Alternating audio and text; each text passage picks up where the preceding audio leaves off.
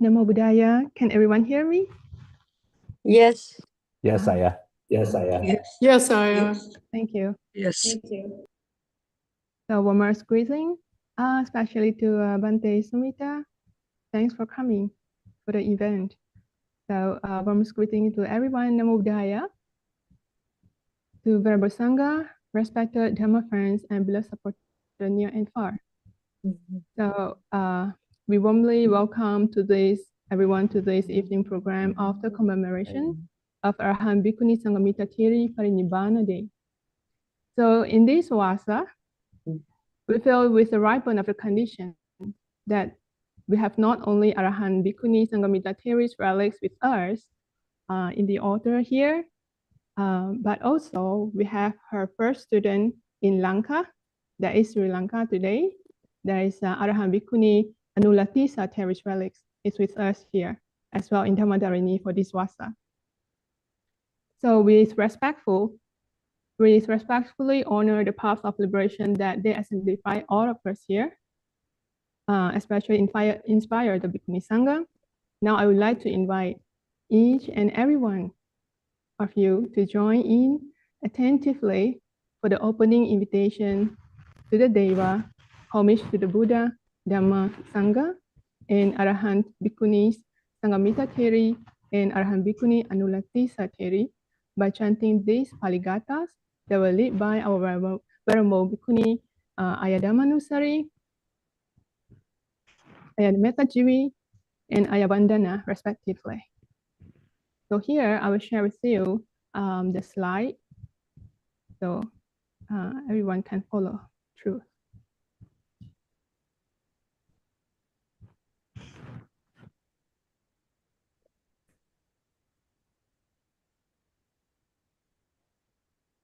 Can you see the slide?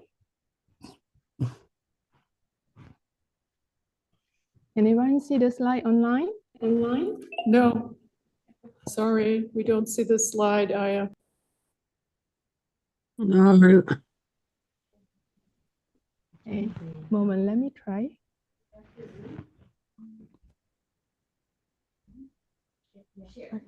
Okay.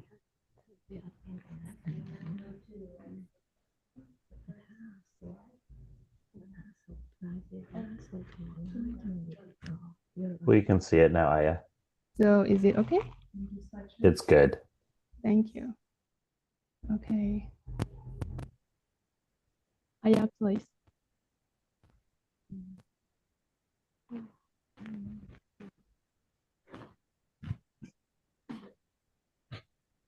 Samanta Chakavaleso Atra Gachantu Devata Sadhamang Muni Rajasa Sunanto Sanghamo Khatang Sake Kame Charupe Kiri Sekharata De Chantalake Vimianeti Perate Chakia Me Taruvana Kahane Ke Hakwatum He Te Pumma Chayanto Deva Chala Phala Visame Yaka Kuntha Panaka Tathanta Santike Yang Monivara Bhajanang Sathavo Me Sunanto Amang Savan nakalo ayam patanta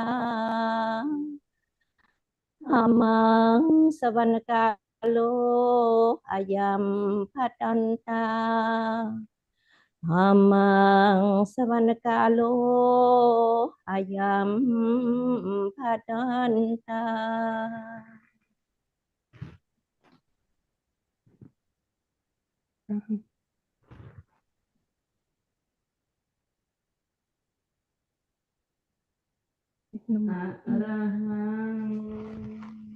Sama Sambuddho Bhagava Buddhang Bhagavantang Abhivade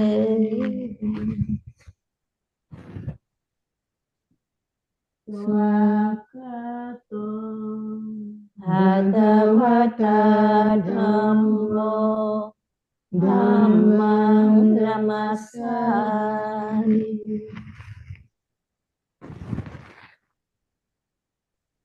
Supatipanno Bhagavato Sāvaka Saṅgho Sanghang Namami Maharanyo Udaya Namato Mahamegavanang Pase Atigaravena Sabba Atidhatuyo Nidhapetva Karaya Sanghamitta Theri Thupang Vandami Sirasadarang Katang Punyang Kosalena Chittang Patava Patama Arahanta Bhavang Padipang Viyasi Haladipikanang Maha Anula Theri Thupang Namami. Sadhu, sadhu, sadhu.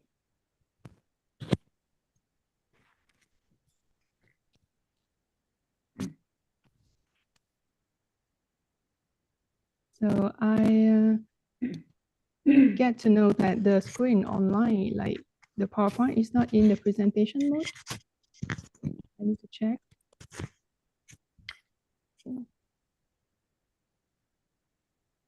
Okay.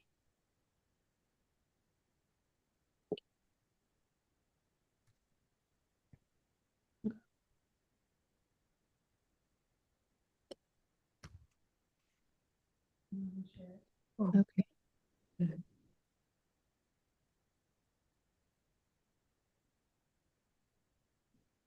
Okay. Good. Okay. I have some technical issue. Let me try.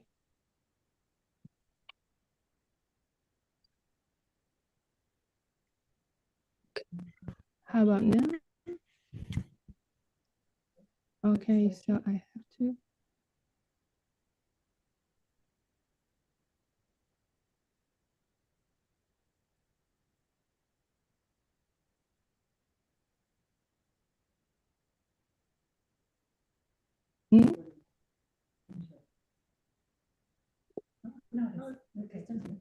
Okay. Okay, good. Sorry, everyone. So let us continue here. What? Where? What do you mean? So what should I do? Can you do the setting, please, Aye? I don't know about this.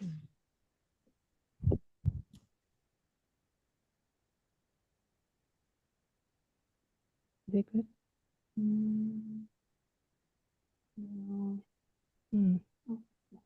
Okay, good. Thank you so much.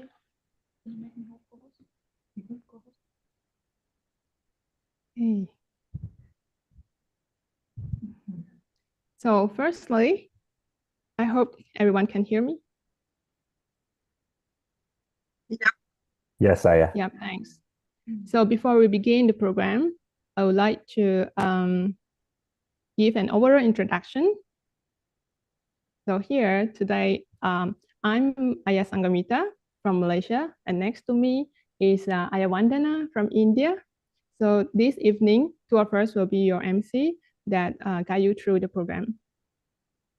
Firstly, we want to acknowledge Dhammadharini Monastery 2025 Vasa Bhikkhunī Saṅgha for their collective efforts in offering this evening program.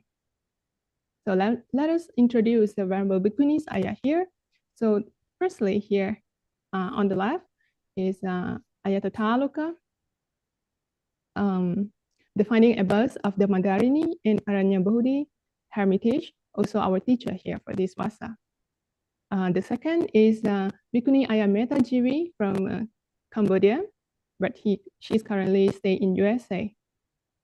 The following is Bhikkhuni Ayah Kachena, Bhikkhuni Ariyadhammanussari, Ayah Vandana, and the following is me, Sanghamitta, and here also Bhikkhuni Ayah Jutindara from Cambodia, Germany, and Ayah Thavira, and we also have Ayah Averā from India. Besides that, during this Vasa, we also have Bhikkhuni to be Sikamana Ariyawangsi, USA, Thailand, and Samanerī Dr. Ariyadhammajivi, USA-Cambodian. So now please allow me to give outline of the program. So firstly, I will give a brief introduction on Arahant Theri and Parinibbāna Day. Secondly, we will share the first session, the related research and Dhamma sharing for commemoration of Arahant Bhikkhunī Saṅgamitta Theri's Parinibbāna Day. And second session is a special commemoration honoring the growth of the Bhikkhunī Saṅgha. Here today, we especially would like to honor Venerable Bhikkhuni Ayah Niyanika and Venerable Bhikkhuni Ayah Anuruddha for their 10th Babaja anniversary. Following by the closing, here I would like to make one announcement just for information. So for today's presentation, Venerable Bhikkhuni Ayah Maragina Theri from Cuba, she is a Cuban American. She offered to translate this presentation tonight into Spanish language so that she can share this presentation with her Dhamachari Espanol in a way to commemorate the Arahant Sanghamitta Theri Bhikkhuni Parinibbāna Day.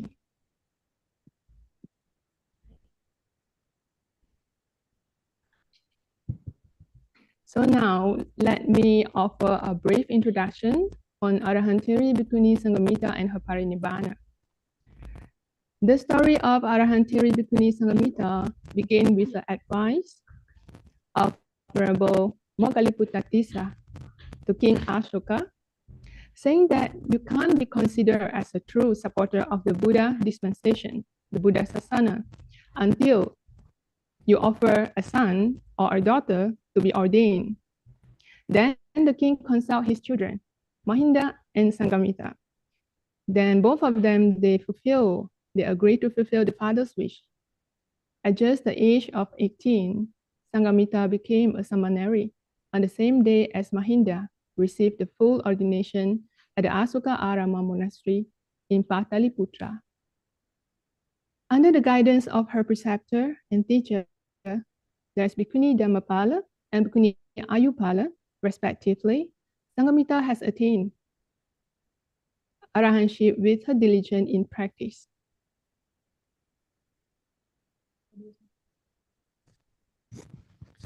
Then Buddhist missions was also sent by King Ashoka abroad. One of the country was Sri Lanka, that led by Arahant Mahinda. There, being inspired by Arahant Mahinda's teaching, the Queen Anula and her 500 companions attained stream entry and wishing to be ordained. Then, as we know, there is Arahant Bhikkhuni in India. So Arahant Mahinda was asking the king to invite his sister. Then when Arahant Sanghamitta arrived at Lanka and ordained the Queen Anula and her 500 companions, the Bhikkhunī Saṅgha in Sri Lanka was established. Then those Bhikkhuni have received the guidance from this Arahant Bhikkhuni that from India, soon to they attain Arahantship. Then Arahant Sanghamitta, together with her brother Arahant Mahinda, has widespread the Buddha Desana, the teaching of the Buddha, consistently in Lanka for the sake of the many.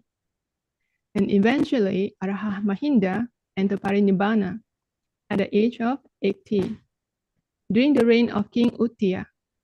And in the following year too, Arahant Sanghamitta at the Samanerī, she also entered Parinibbāna at the age of 79.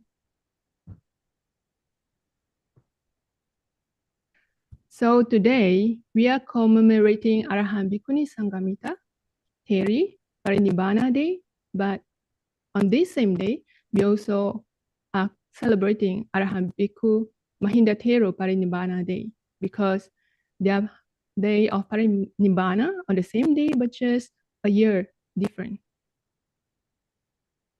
So then, at that time, the current king was King Uttiya. He was deeply grieved for the passing away of Arahant Sanghamitta, and how King Uttiya honored Arahant Sanghamitta with a funeral arrangement. Now we would like to invite Ayakachana and Ariyadhammajivi will reveal to us how the king arranged for the funeral of Arahant Sanghamitta from the following Pali text from Mahawangsa through the Pali chanting. And later, followed by Ayavandana, will utter in English translation for the sake of the many here, the audience. So this text is from Mahawangsa 65 to 74 verse. It's about Parinibbāna of Arahant Sanghamitta. Ayah, please.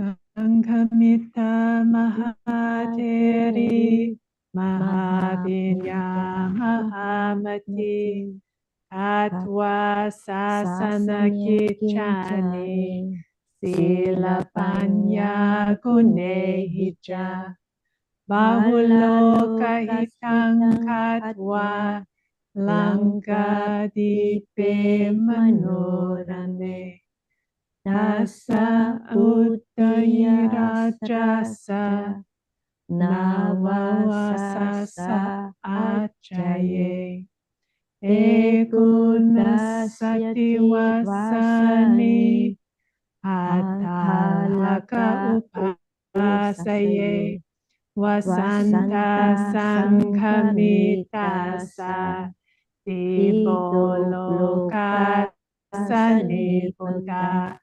Ansutwa Udiyo Raja Sokasala Samapito Asudharan Bhavatendo Nikanto Parisayapi Erasaviya Pujaya Puja Sakaramuttamang Karonto Teriyatasa Sattahani Tahimpanna Sabha Alankata Lanka Erasaviya Asija Kutagarakatang Teridehang Sattatinaccaye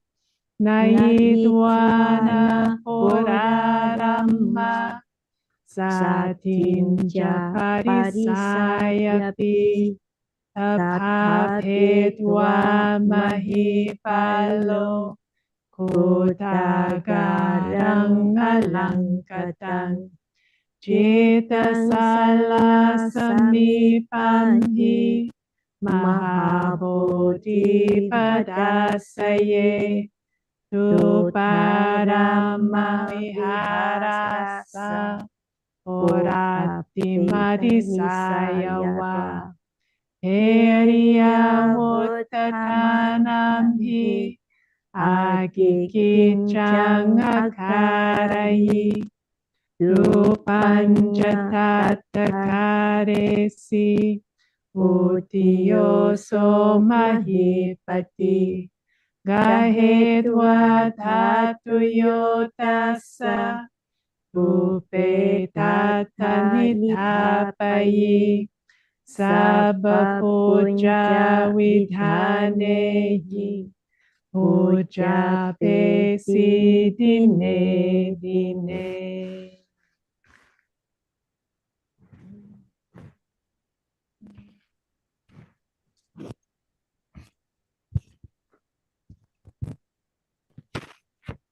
Now I'm going to read the translation of the words that the venerables have recited.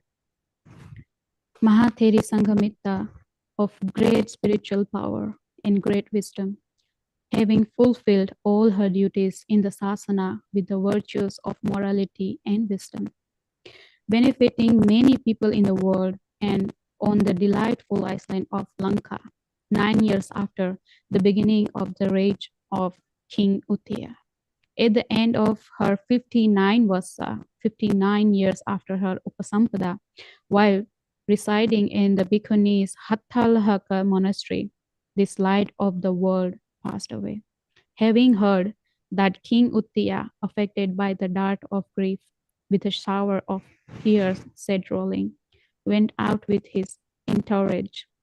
And just as for the Thera Mahinda, he made supreme offerings, honored and venerated the Theri for 7 days in that place, having decorated the whole of Lanka as for the Thera Mahinda.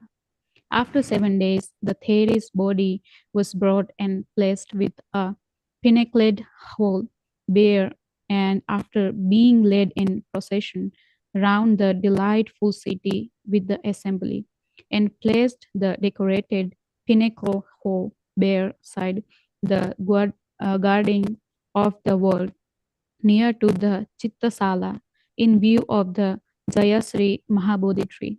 On the eastern side of the Thuparama Vihara, in the place indicated by the Theri herself, had the cremation carried out. The royal Lord King Uttiya also had a stupa constructed and established in that place. Having taken her relics, Dhatu, he deposited them within the stupa, and he venerated her there day after day with all kinds of puja offerings. Sadhu, sadhu, sadhu.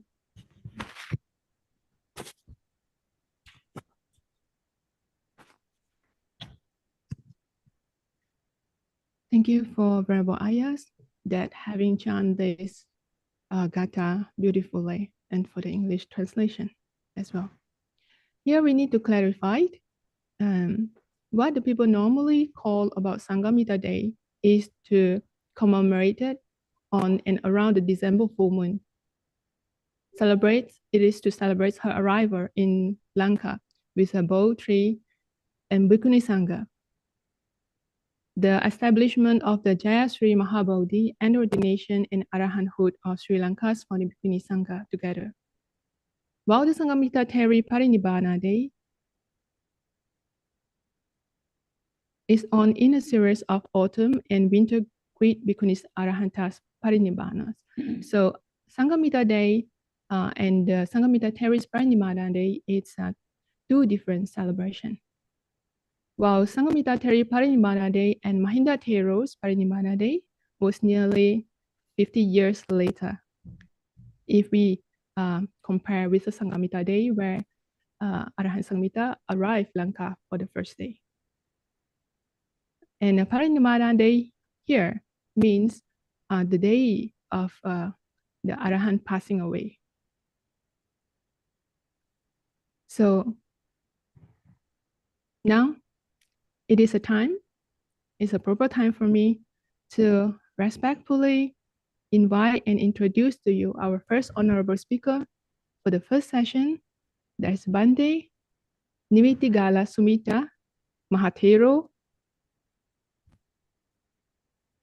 This evening, Bhante will share with us the Pali textual studies and research on the meaning and significance of Parinibbāna and the nature of an Arahant's streams of consciousness.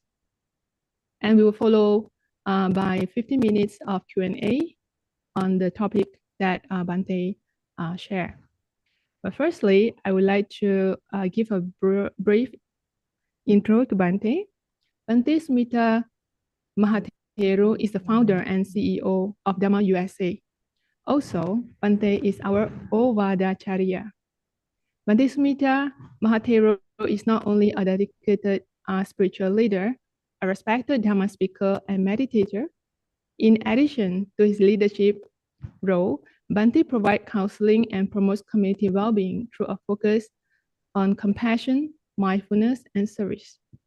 He is also a researcher as well as a Pali teacher that open up the door and opportunity for his students who learn in the Pali, for them to deepen their understanding through the Pali text and to know about the Dharma.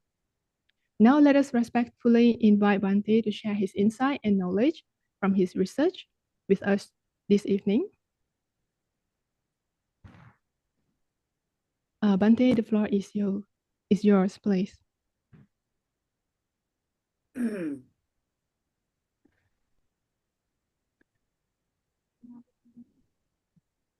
you hear me? Yes, Bhante, we can hear you. Namo tassa bhagavato arahato samma sambuddhassa. Namo tassa bhagavato arahato samma sambuddhassa. Namo tassa bhagavato arahato samma sambuddhassa.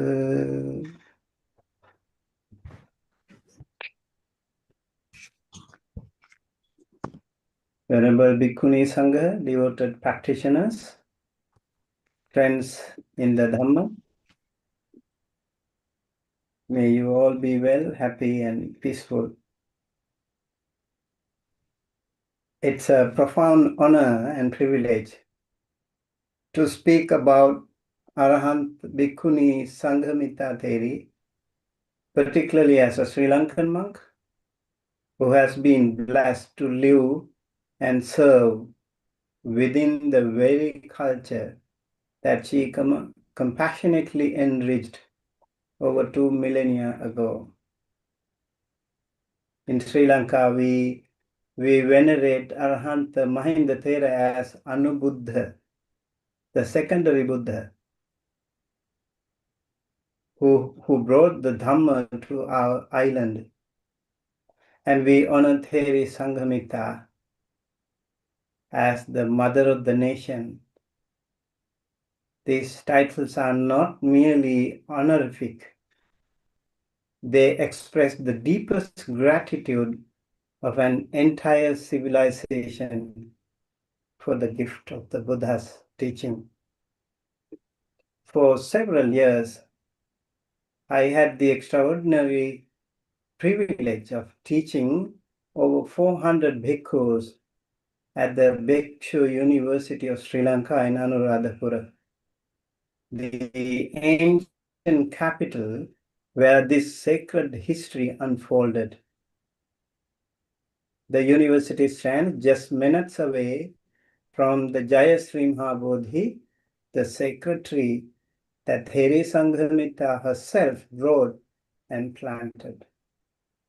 nearly every day I would walk to the hallowed ground to pay respect, to sit in meditation beneath those ancient branches, and to contemplate the immeasurable compassion that brought this living connection to the Buddha's enlightenment across the ocean to our shores.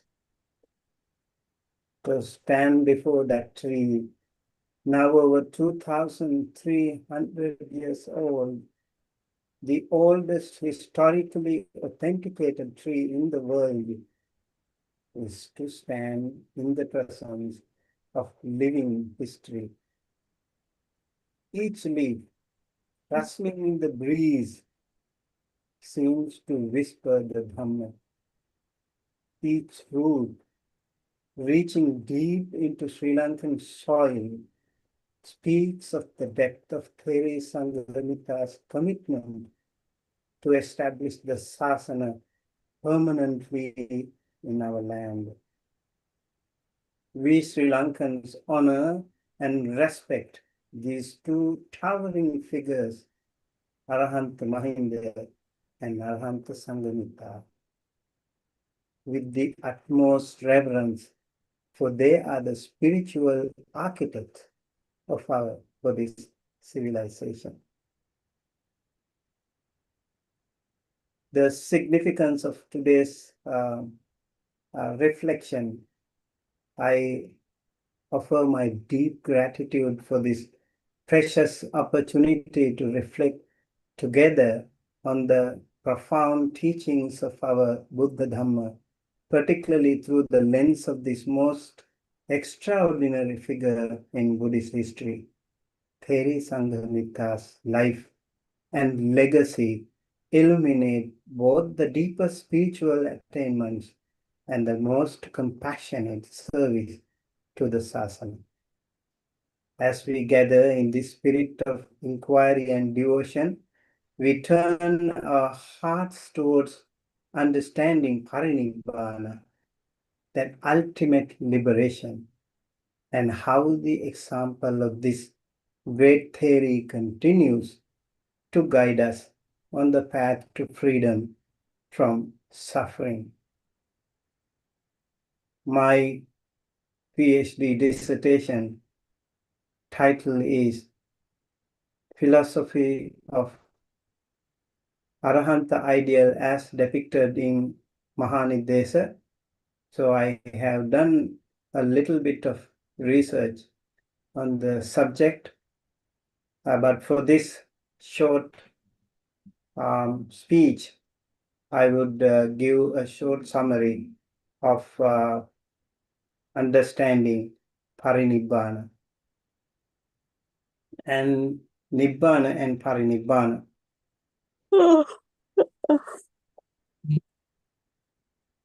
The deeper meaning, Parinibbāna is often translated simply as final passing away. Bāna is tanha or craving. Parinibbāna or nibbāna means the complete absence of all sorts of attachments, defilements. And Parinibbāna, pari means overall. So pari and nibbāna, two few words together, we can find the combination here.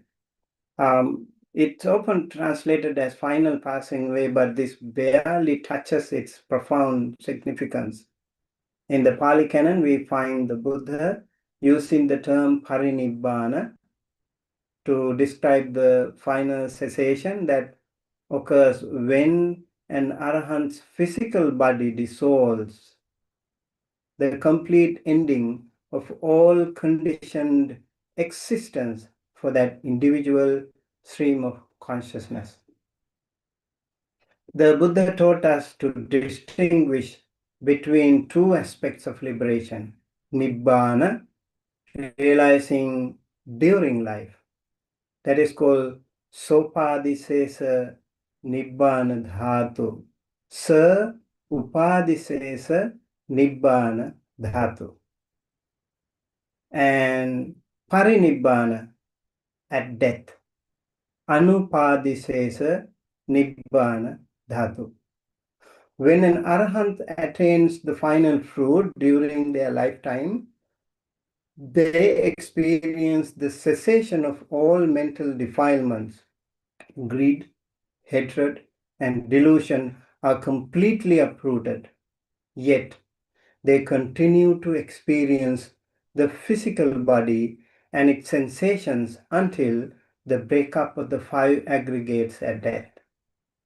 So, Sopadisesa Nibbāna dhātu or Sopadisesa Nibbāna is like a living Arahanta. And Anupadisesa Nibbāna is like the death of an Arahanta. The Itivuttaka presents this distinction very clearly because there are these 2 Nibbāna elements. What 2?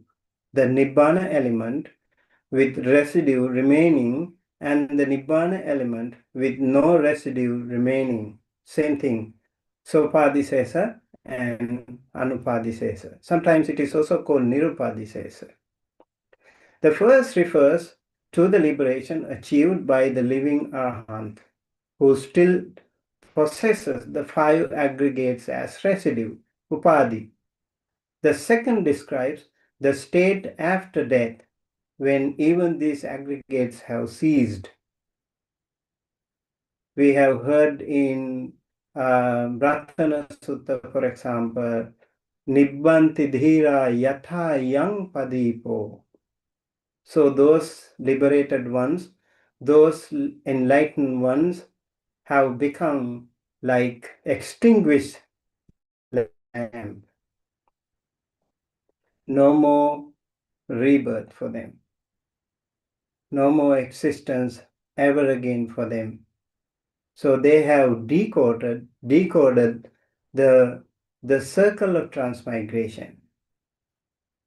So Parinibbāna then is the final release, even from these remaining conditions of embodied existence. The Arahant, the person, also feels hungry. They feel sleepy. They feel tired. So that is because of their aggregate. So same thing with the Buddha. He also had some pains. He had hungry. We have to give them food. They have to eat. They have to sleep. They have to take shower. They have to wear robes. All these things are there for a living Arahanta too. But there is no attachment whatsoever. They just do it as it is the way to do as any other secular person or any other mundane living being. So with that perspective, they also eat food, they also sleep, they also take shower, and all these things happen.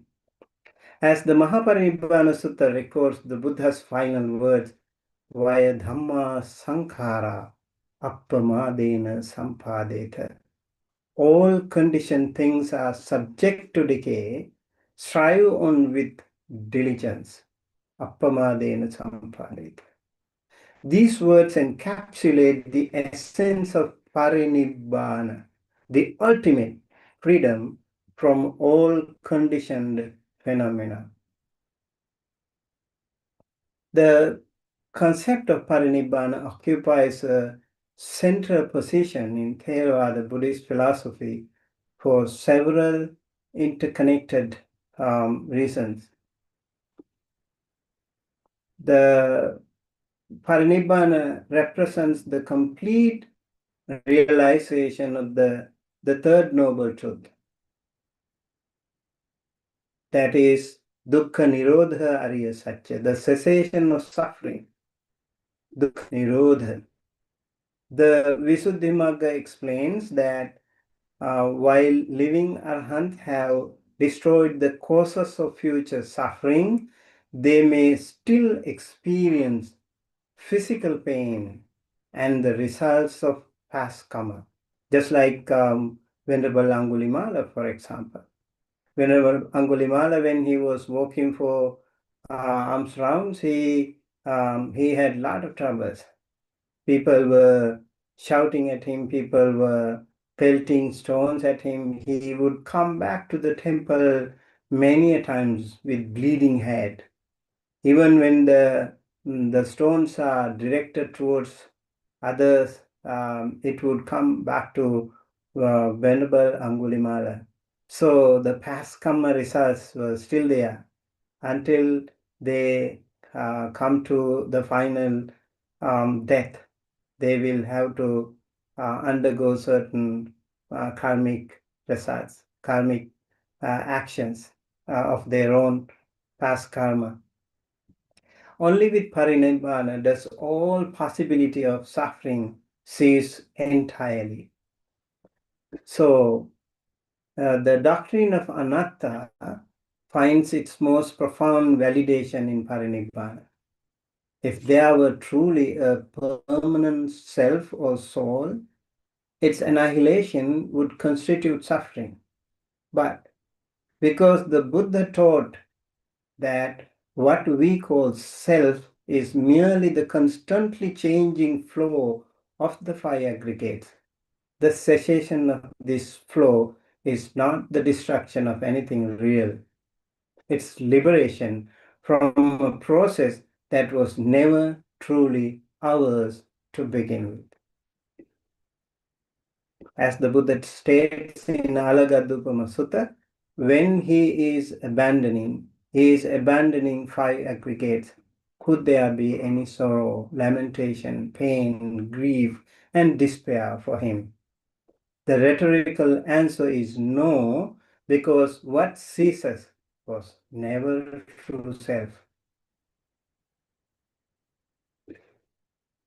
The Buddha's refusal to answer whether the Tathagata exists or does not exist after death, what we call Avyakata Prasna, has generated extensive philosophical commentary in Theravada tradition. The Milinda Panya addresses this through the dialogue between King Milinda and Venerable Nagasena, explaining that Parinibbāna transcends the categories of existence and non-existence because these categories only apply to conditioned phenomena. Buddha Gosas Visuddhimagga elaborates that Nibbāna, including Parinibbāna, is asankhata, unconditioned. It's not a sankhata dhamma. It's an asankhata dhamma, unconditioned dhamma, and therefore cannot be described using concepts derived from the conditioned realm. It is not nothing which would be nihilism, nor is it something that can be grasped conceptually, which would be eternalism. So Uchedavada or Sassatavada, it should not come into any of these. The distinction between cessation and annihilation, critical philosophical point. Parinibbāna is nirodha or cessation, not uchcheda or annihilation. The Kaccanagutta Sutta presents the middle way between eternalism and annihilationism. All exists. This is one extreme. Nothing exists. This is the other extreme. Not approaching either extreme, the Tathagata teaches the Dhamma by the middle. That is the teaching we find in Kaccanagutta Sutta. Beautiful explanation of the entire dependent origination, Paticca Samuppada also is there in ascending and descending order in Kaccanagutta Sutta. Parinibbāna is the cessation of the conditioned arising of the aggregates, not the destruction of some eternal entity. As Jnanavara Thera eloquently put it, Nibbana is not the annihilation of anything except the tendency to think that there is something to be annihilated. So the goal that gives meaning to the path, the entire structure of Buddhist practice, Sila, Samadhi, and Panya, finds its ultimate justification in Parinibbāna. Without this final goal, the path would lack its teleological purpose. The Dhammapada declares health is the highest gain. Contentment is the greatest wealth. The trusted are the best kinsmen. Nibbana is the supreme bliss. Arogya paramalabha santutti paramang dhanam visasa paramanyati nibbana paramang sukham. The Theravada commentary tradition emphasizes that even preliminary practices like generosity, dana, and morality, sila, derive their ultimate value from their capacity to lead, however indirectly, towards the supreme goal. So even dana, sila can be a little bit taking a little bit longer in the samsara, but ultimately it will lead us to the final liberation, final cutting of lobha, dosa, moha, greed, hatred, and delusion. And we also need to clarify some misunderstandings. There are, like, it's crucial to address, I think, these common misconceptions about Parinibbāna. That's not annihilation in the nihilistic sense. It's not the destruction of some eternal soul or self.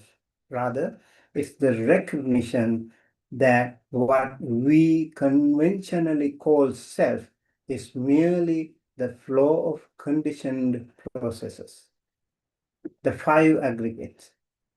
And when these processes cease to arise due to the complete absence of craving and clinging, there is perfect peace. The Buddha famously remained silent when asked what happens to the Tathagata after death. Not because the question was unanswerable, but because it was based on false assumptions about the nature of existence itself. The Aggivaccagutta Sutta uses the simile of an extinguished fire. When asked where a fire goes, when it goes out, the question itself is inappropriate because fire is a process dependent on fuel, not a substance that relocates. Similarly, to ask where the Arahant goes after Parinibbāna is to misunderstand the nature of personal continuity itself. So, to be enlightened is not to be born in another realm. That is out of the question. So, for relevance, I think for relevance for today's practice, contemplating Parinibbāna serves as a powerful meditation on anicca, impermanence. Every moment, conditioned phenomena are arising and passing away. Understanding this process deeply, and particularly understanding how it can come to complete cessation, inspires both urgency, samvega, and confidence, saddha, in our practice.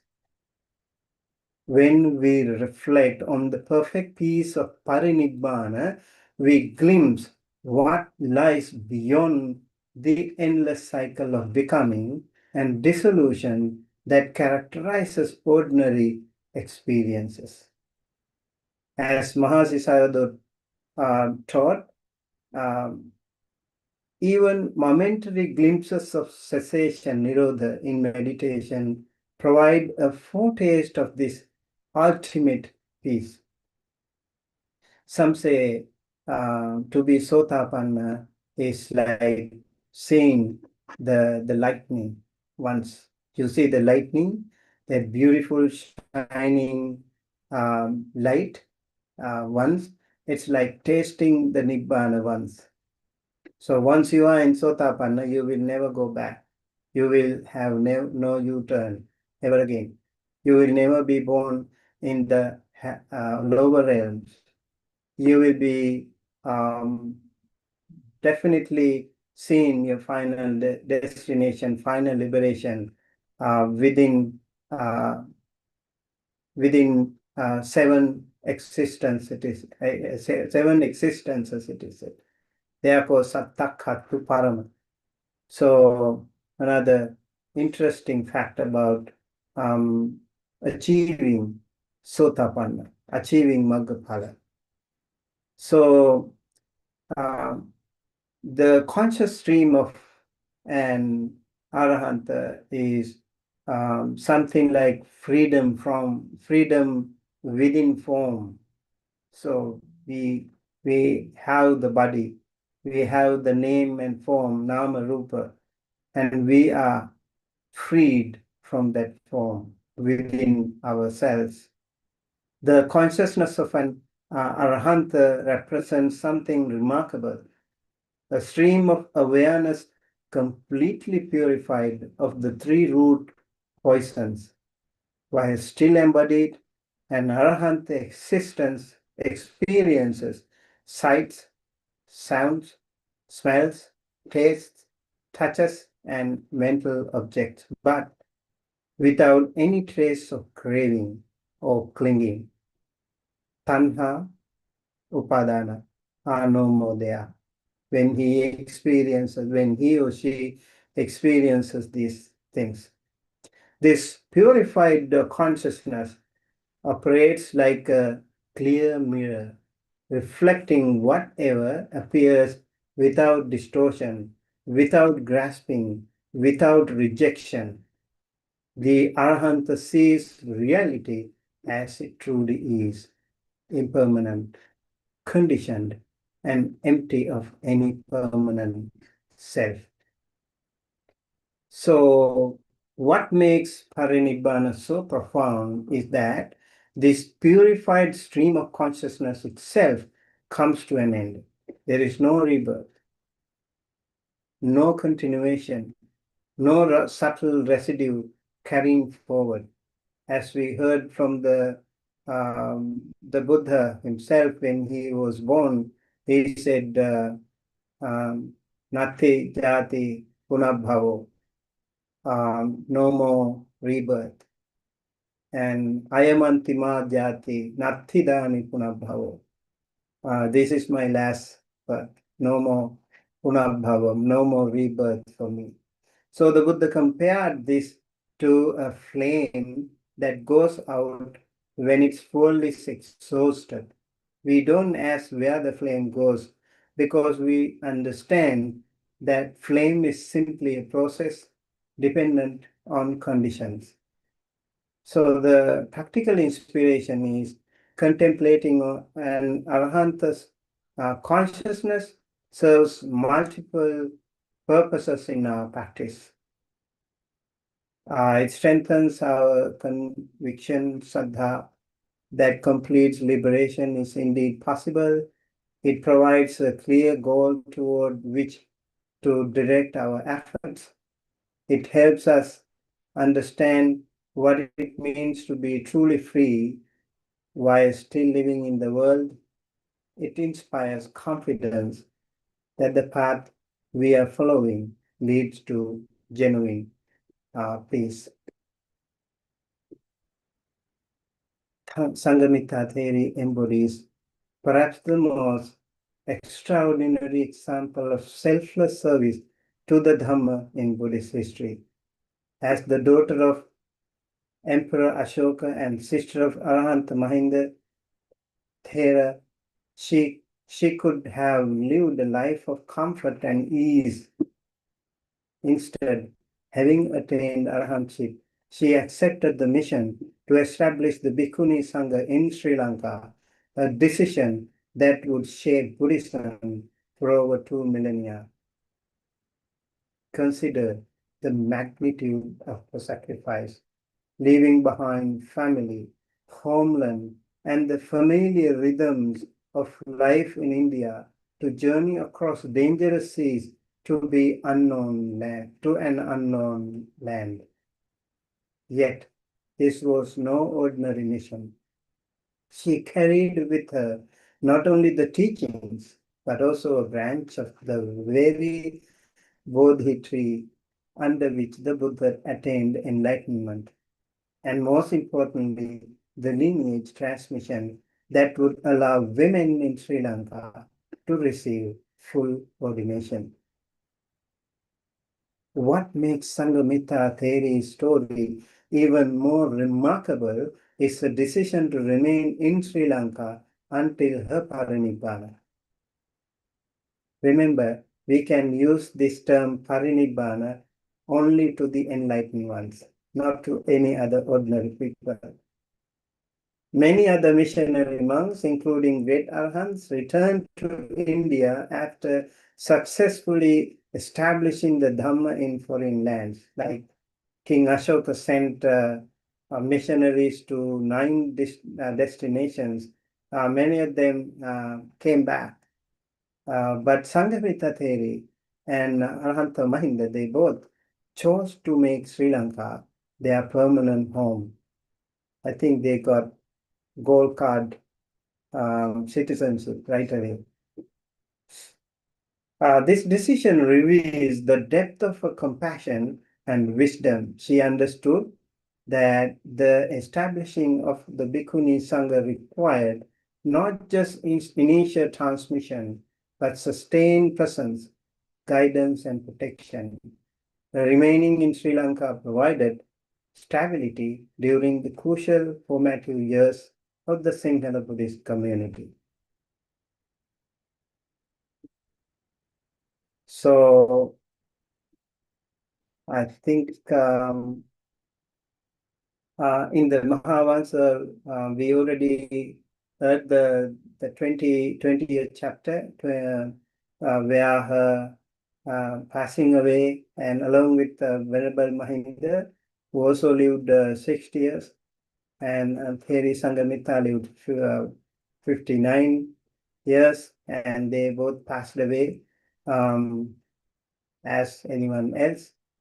And in the Mahavansa, we read of an active role in nurturing both the Bodhi tree and the fledgling community of Bhikkhunis. She became, in effect, the founding matriarch of Sri Lankan Buddhism, ensuring that the fourfold assembly, bhikkhus, bhikkhunis, upasakas, and upasikas would flourish for generations. Today, over 2,000 years later, we can see the fruits of a sacrifice and dedication. The Bodhi tree she planted at Anuradhapura still thrives. Now, the oldest historically authenticated tree in the world, the Bhikkhunī Saṅgha she established, preserved the ordination lineage that would later spread throughout Asia. The stability she provided helped make Sri Lanka the strongest stronghold of Theravada Buddhism that preserved the Pali canon through periods of decline elsewhere. Her Parinibbāna in Sri Lanka was not the end of her influence, but the completion of her mission that continues to bear fruit in our own time. Strengthening insight into impermanence.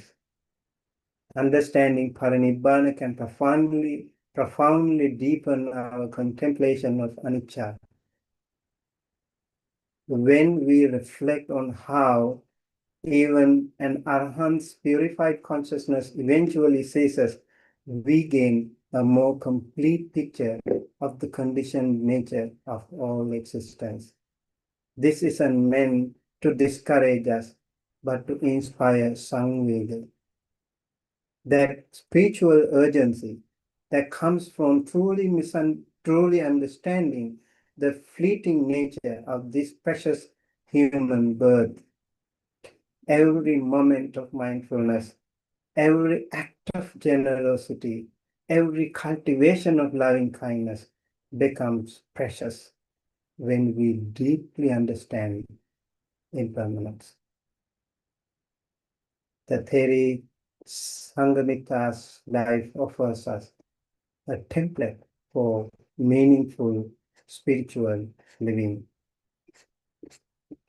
So, in conclusion, as we conclude our reflection today, let us carry with us both the profound peace of Parinibbāna and the inspiring example of service embodied by Arahant Bhikkhunī Saṅgamitta Theri.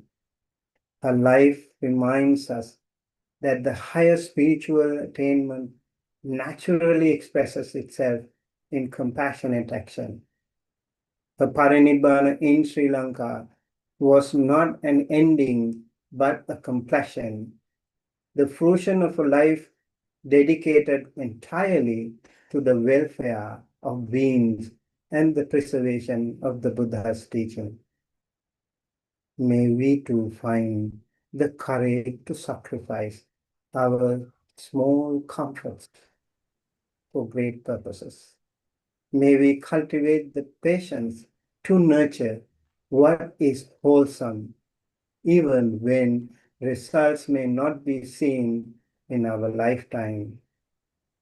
May we embody the stability and compassion that allows others to find refuge in the Dhamma.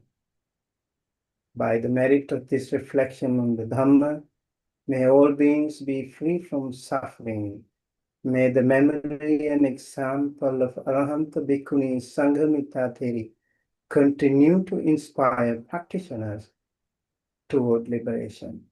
May the Bhikkhunī Saṅgha flourish and continue to be a beacon of wisdom and compassion in the world.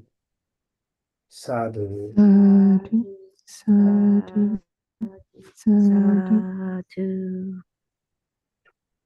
Thank you so much, Bhante, for your this really meaningful and deep insight on the presentation that I felt very touching hearing the presentation and the spiritual of the Arahant Sanghamitta Theri. And now is Q&A session. So if anyone have any question, you are welcome to ask. You have to check in the chat. So firstly, Bhante, I have a question. I myself, I feel that Arahant Sanghamitta Theri Bhikkhuni have a very deep and strong connection with Lanka, where when she arrived Lanka, she has ordained Anulatisa Theri and the 500 followers. And with the Arahant Bhikkhunis that from India, 12 of them in total, and give the teaching to the Anulatisa Theri, and the followers, they have attained Arahantship. And the big group of them have attained Arahantship, but yet Arahant Sanghamitta still decide to stay in Lanka. I think she see the further potential of Lanka people. And second thing is that I found that the Bodhi tree, the Bodhi Puja, that's so popular and well known in Lanka, but not in other country, not in other Buddhist country. And I found that Mahinda Arahant Thero, his wisdom and insight, why he requests the sapling of Bodhi tree from India only for Lanka. I think, Bhante, maybe you know, in Lanka, there are people that have the culture of worshipping the trees, right? And this might be a good way how to spread the Dhamma, to influence people through the daily living culture. Maybe Bhante, you can say, explain about this Bodhi Puja. I heard that I have asked my professor in Buddhist University, a Sri Lanka professor, about the Bodhi Puja. Because in our temple, the Bodhi Puja is chant with the Mahakassapa Bhujanga Sutta. But I heard from my professor that in Sri Lanka, the Bodhi Puja is in Sinhalese language and not translated in English, and the content is different. Thank you, Bhante. Okay. First of all, we need to see why King Ashoka chose to send two of his own children to Sri Lanka, not to any other country. And so they were from the royal family. And then how later, how we can justify his decision to send his own children and later Sri Lanka. India is 60 times larger than Sri Lanka. When Buddhism disappeared in India, it was very well rooted and established in Sri Lanka. And it became the Theravada, the headquarters for many centuries. And Sri Lanka produced some of the finest Buddhist scholarly monks and Buddhist scholars for so many centuries. Some of the literature that were produced in Sri Lanka is truly remarkable. So Theri Sanghamitta and Thera Mahinda both realized the potential, definitely.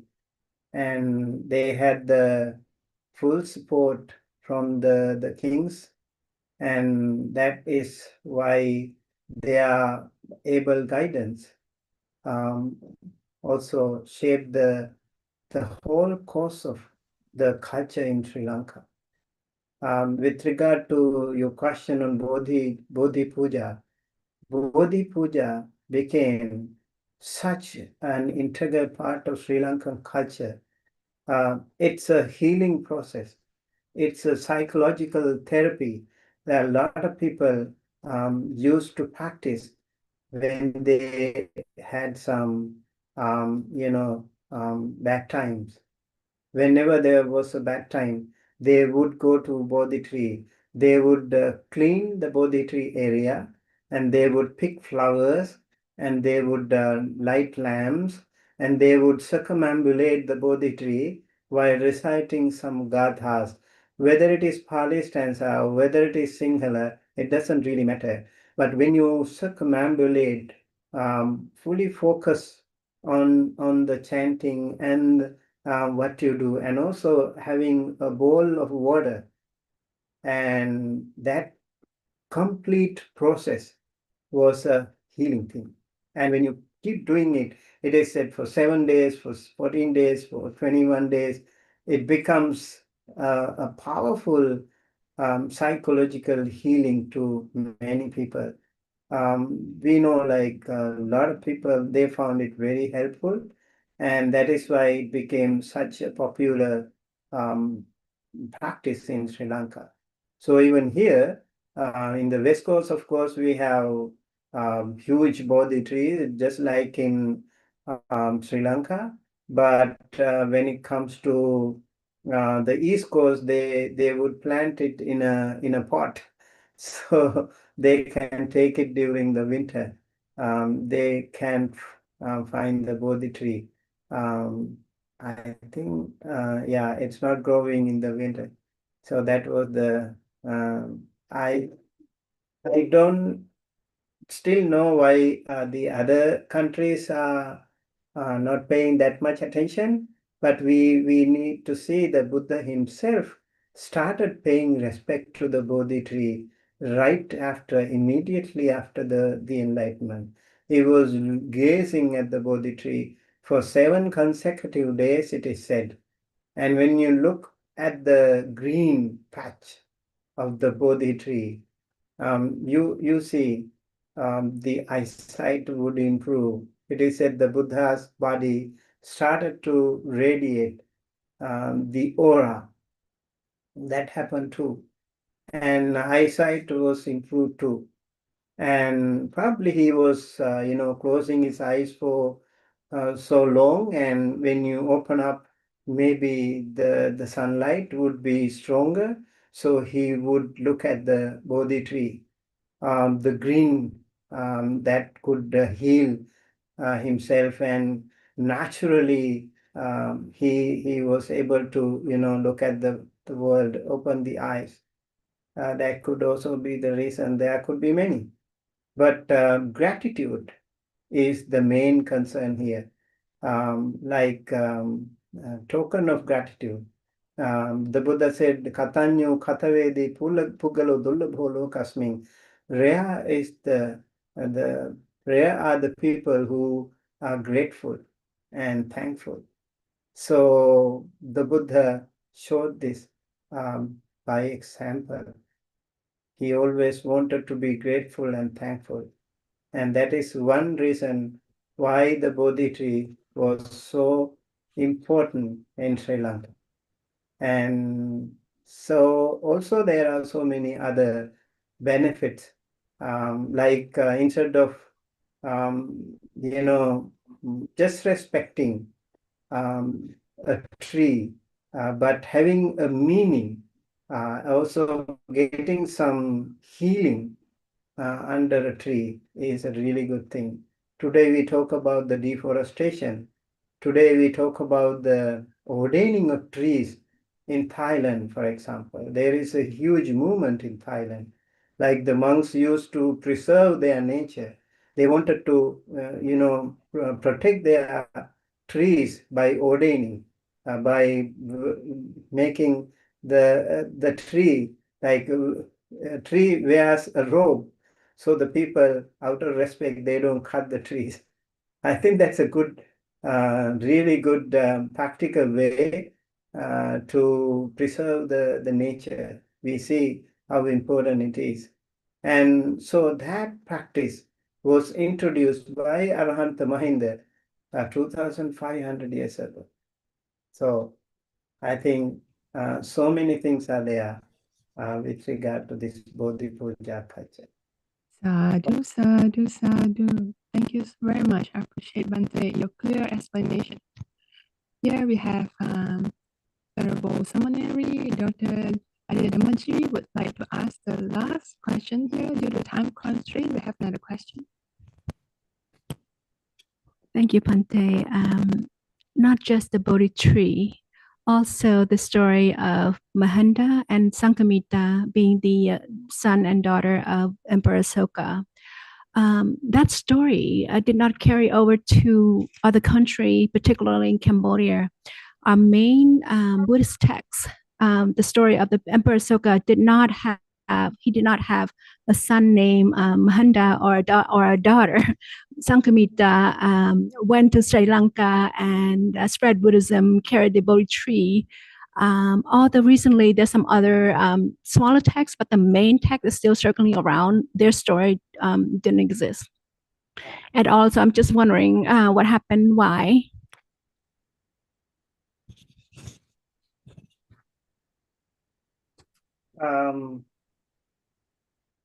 What was the question?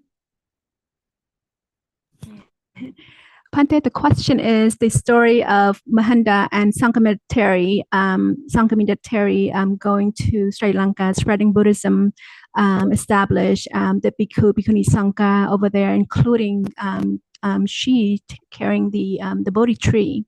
That story, and they're the son and daughter of Emperor Asoka. In our main Buddhist book in our Cambodian culture, their story don't exist. We have the story of the Emperor Asoka, but he did not have those two kids. So I'm just wondering if you knew why, or you have an idea of what you could think of. Okay, thank you for the question. I think, even the historical background of Buddhist culture, we don't find many historical documents, even in India. And it was in Sri Lanka, the chronicles. The Bodhivansa is the chronicle of Bodhi tree. The Mahavansa, chapter 18, 19, 20, and onward, we have the arrival of Venerable Mahinda Theri Sanghamitta and the Bodhi tree, and then the Thupavansa, and so many other chronicles in Sri Lanka. They actually mention about these things. And a lot of the stories, a lot of the historical accounts about King Ashoka and many other Buddhist places are mentioned in the Sri Lankan literature, not in Indian literature mostly. So maybe it did not go to other countries probably. Although we know like Fahian, Huansang, they also came to Sri Lanka, and Theri, Bhikkhunī Devasara, and some other Bhikkhunis, they went to mainland China and they established Bhikkhuni order there and many other countries. And probably these stories probably did not go. But I'm sure some of the historical accounts, even in Chinese history, they are mentioned some, but I'm not sure exactly if they have anything about the Theri Sanghamitta and Thera Mahinda. I'm not sure if they have any historical accounts. Yeah. Thank you so much, Bhante. It was well preserved. Yeah, Bhante, we appreciate so much for you accepted our invitation for presentation, and we are looking forward that in future, if Bhante could spare our time for our program, we would really, really much appreciate it, and would like to invite Bhante further for your insight and your knowledge and your experience. Thank you for being with us for this evening. Sadhu, sadhu, sadhu. Many blessings. Now, I would like to invite our next presenter, Samanerī Dr. Ariyadhammajivi. Her title is Personal Experience, How Learning About Arahant Bhikkhunī Saṅgamitta Theri Inspired Our Choices to Ordain. So I will give brief introduction of Samanerī Dhammajivi. Samanerī Dr. Ariyadhammajivi, formerly known as a Dr. Malay Out, and now normally known by us as a Samanerī Dhammajivi for short. She's the co-founder of Cambodian Bhikkhunī Saṅgha initiative with a doctorate in educational leadership from San Francisco State University. Venerable has joined the Sangha as female novice on the full moon of November 15th, 2024. Her preceptor is Venerable Bhikkhu Nong Chandra Nanadipako Mahathero from Wat Mangalawan, Santa Rosa, California, USA. Venerable was the first Cambodian Samanerī who ordained under a full Cambodian fourfold Sangha. Her Nisaya is a Venerable Bhikkhuni Acharini Tatha Loka Mahatheri at Dhammadharini Monastery, Pen Grove, California, USA. So I would like to invite Venerable Samanerī Dhammajivi.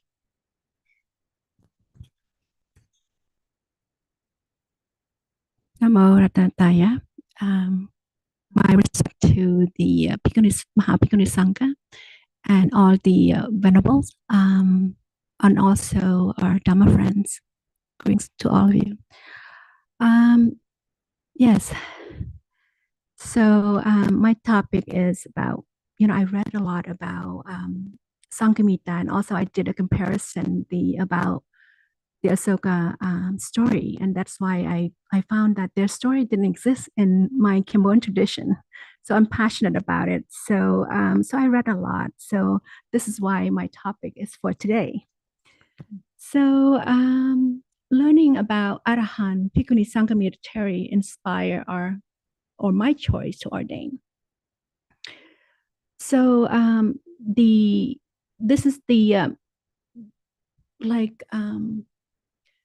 chapter from her inspiration for me is from the extended Mahāvamsa, chapter 18. This is the acquisition of the great wisdom tree. As you heard, Bhante, Sumitta was talking about that she decided to stay even though her student attained arahantship. So when the king of Sri Lanka sent his prime minister to the Emperor Asoka to invite Sanghamitta to go to Sri Lanka, the Emperor Asoka was sharing his grief of missing Mahanda, her brother, and her son there, and now she's going. He's not going to see her again. But despite that, this is what the verse 31 is what it says. Many are waiting for the coming of the going forth. This I desire to give, great king, and now I must go. So this is my inspiration for my ordination. So let's see, what is that? So Cambodian women too are waiting for the coming of the going forth. So for the first conference of the role of Khmer of Cambodian Donji, 8 or 10 precepts, white robe nuns, and lay women in the reconciliation of Cambodia on May 1st to May 4th, 1995. A nun named Juan Simone, she attended that conference, and this conference was resided by the highest three Bhikkhu or Sangharaja over there during that time. And in that conference, she said, my generation does not have Bhikkhunis, but I hope my granddaughter's generation will have Bhikkhunis. Another case that shows that many Cambodian women too are waiting for the coming forth, of the going forth. At the International Typical Chanting in Bodh Gaya, India in 2023, a white robe nun leader from a prominent temple in Cambodia told me that if women could become Bhikkhunis, many women would have taken the full ordination already. So these two really touched my heart, that the reason why Venerable Sanghamitta Theri went to Sri Lanka to ordain many women.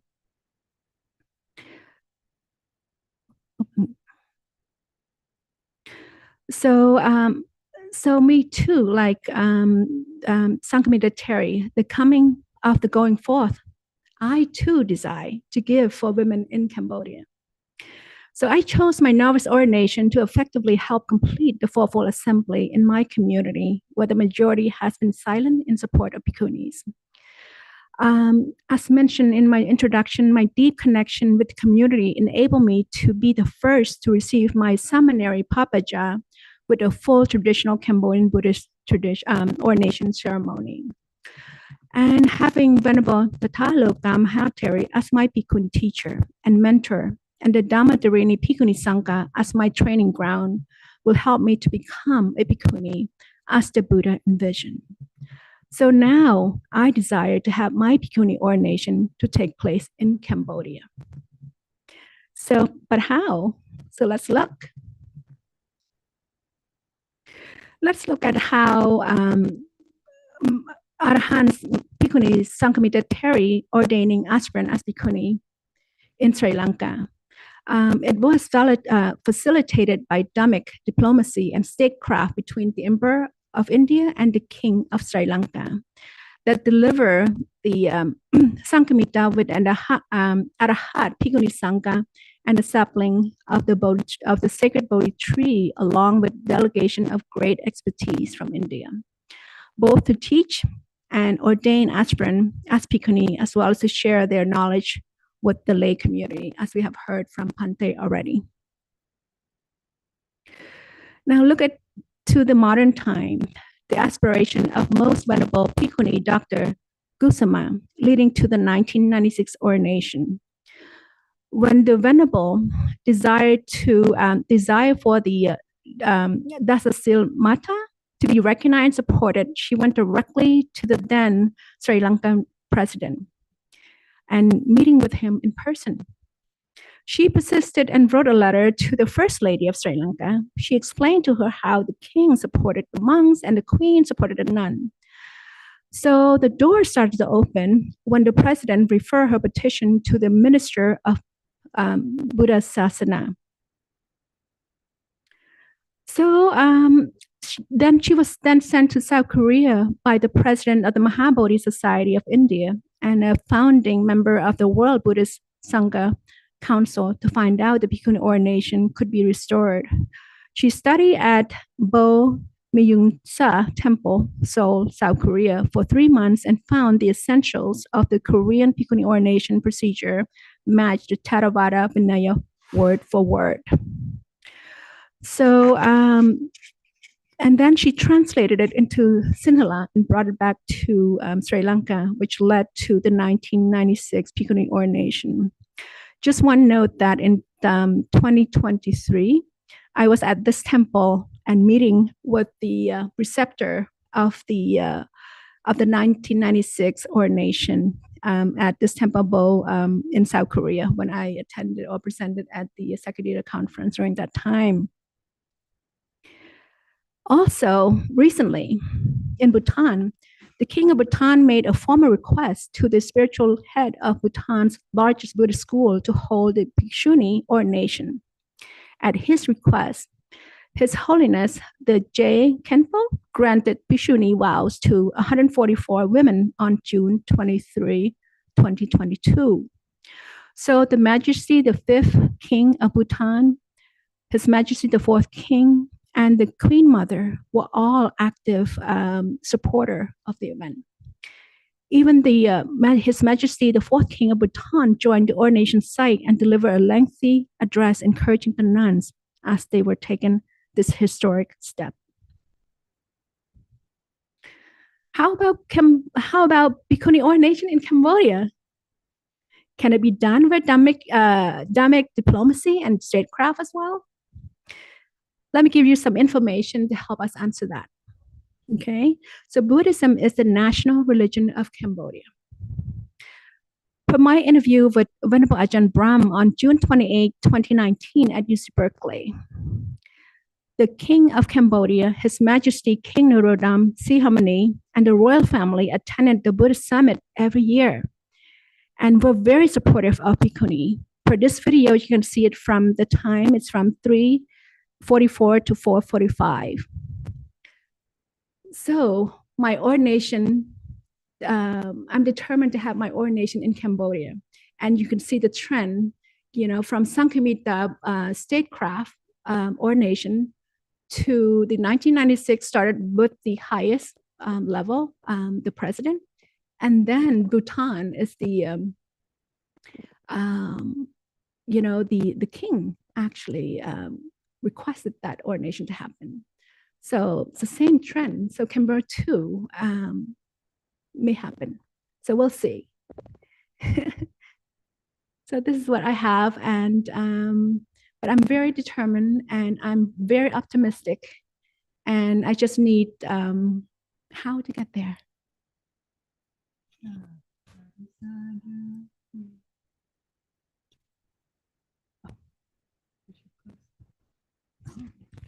Oh, thank you so much, Samanerī, for sharing this wonderful information about Sanghamitta Theri's life and example of inspired your own path of ordination.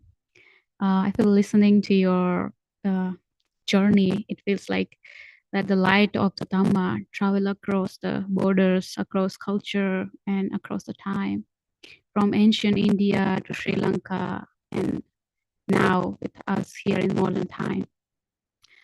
Just as Sanghamitta Theri carried the Bodhi tree across the ocean, I think we also have carried inspiration across continents.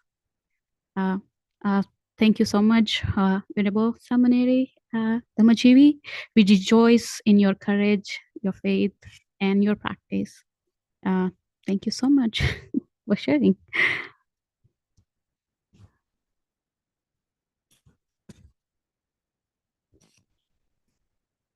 So for our next speaker, I would like to invite Ayavandana.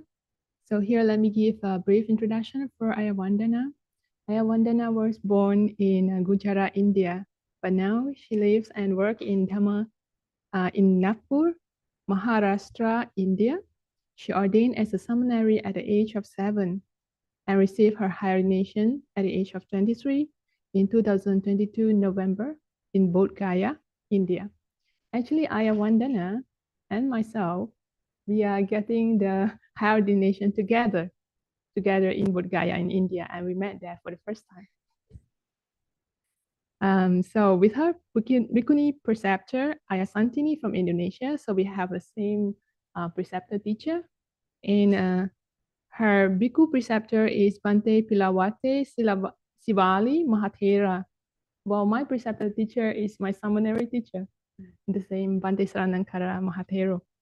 So, and Ayavandana is currently visiting United States and staying at Dhammadharini for this Vasa to learn the Dhamma with Ayattatthaloka Mahatheri. And she will sing through the Vasa here. And I think Ayavandana has came here since last year, right? Last year Vasa. So let us respectfully and honor Ayavandana for this sharing. And her topic is about pilgrimage experience to Sanchi and Sanghamitta Theri's cremation place stupa in Anuradhapura. Aya, please.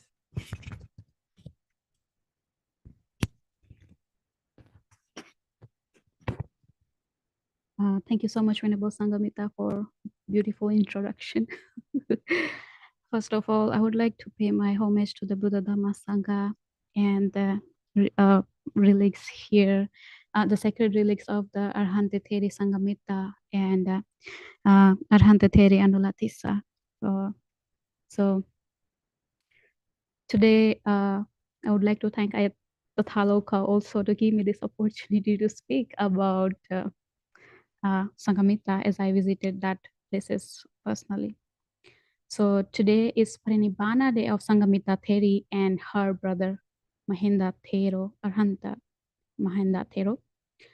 Most people know about the famous Sanghamitta Day celebrated every year around the December full moon, but this is today is Parinibbāna Day of Arahanta Theri Sanghamitta and Arahanta Bhante Mahinda Thero. That day is full of joy because it's remember when Sanghamitta Theri come from India to Sri Lanka, she brought with her a living branch of Bodhi tree, the very Bodhi tree under which the Buddha attained enlightenment.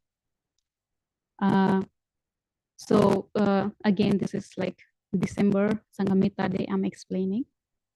So I have visited Sachi this year in January. So I think most of people knows that King Ashoka's first wife, Devi, is from Vidisha near Sachi. And King Ashoka have built the Sachi stupa. So when I visited there in the, last year, November, it's like every full moon of November, there was they put the relics of Arahanta Bhante Mahamoggallana and Sariputta. So we went to pay respect to the relics. So for my surprise, when I went there, I saw a statue of Arahant Theri Sanghamitta in the monastery. And I was like, I didn't know the history, but when I read the history, it was like because of their mother, Devi, they have spent their childhood nearby the Sanchi. And it was really inspiring that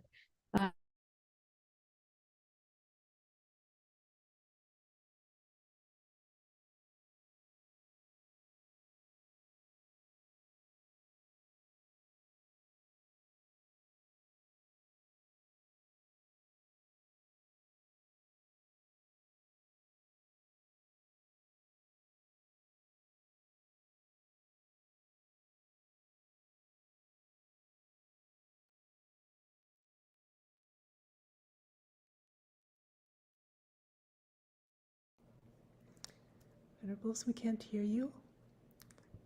You've muted yourselves.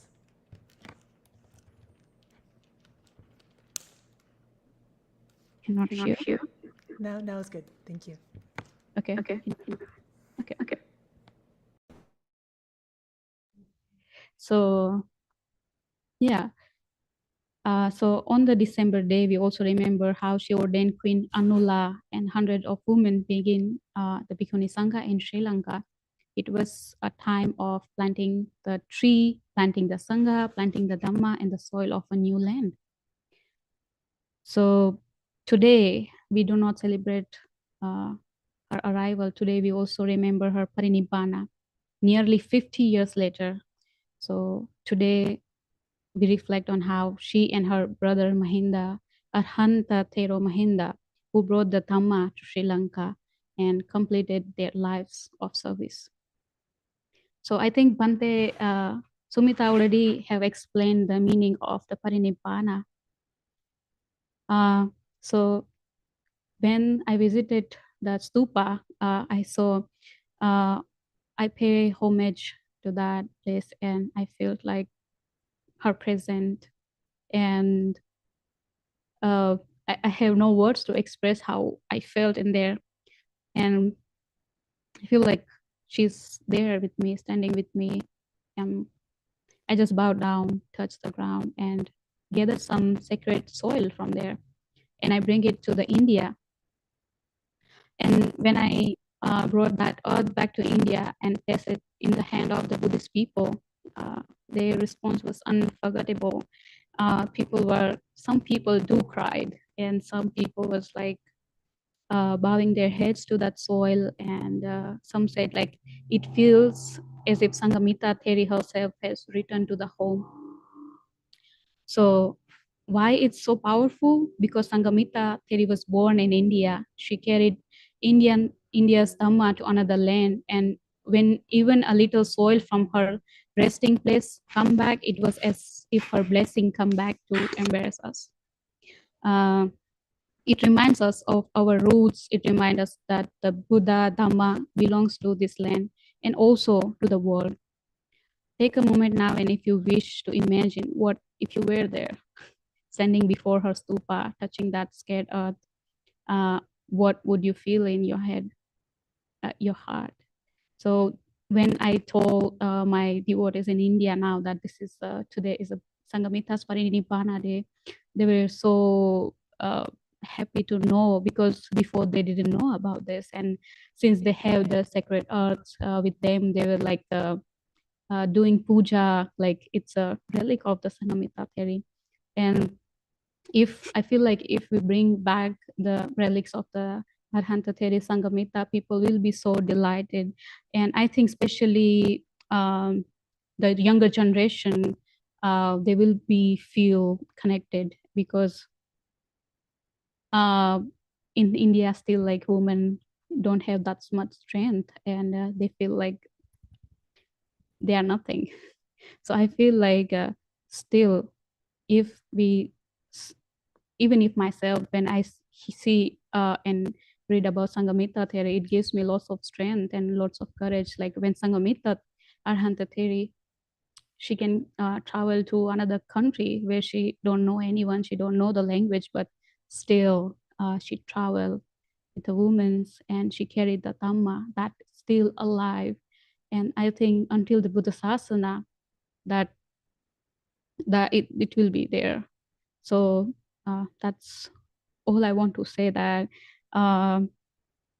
it is a living reminder for ourselves, like the liberation is possible. It reminds us that the Dhamma is alive as long as we keep practicing, as long as we keep remembering, as long as we keep walking the path. So today, let us bow our head with gratitude for Arahant Theri Sanghamitta, what she have done for the Buddha Sasana, for the older women who feel like they don't have courage, who feel like they can't do, who doubt in themselves.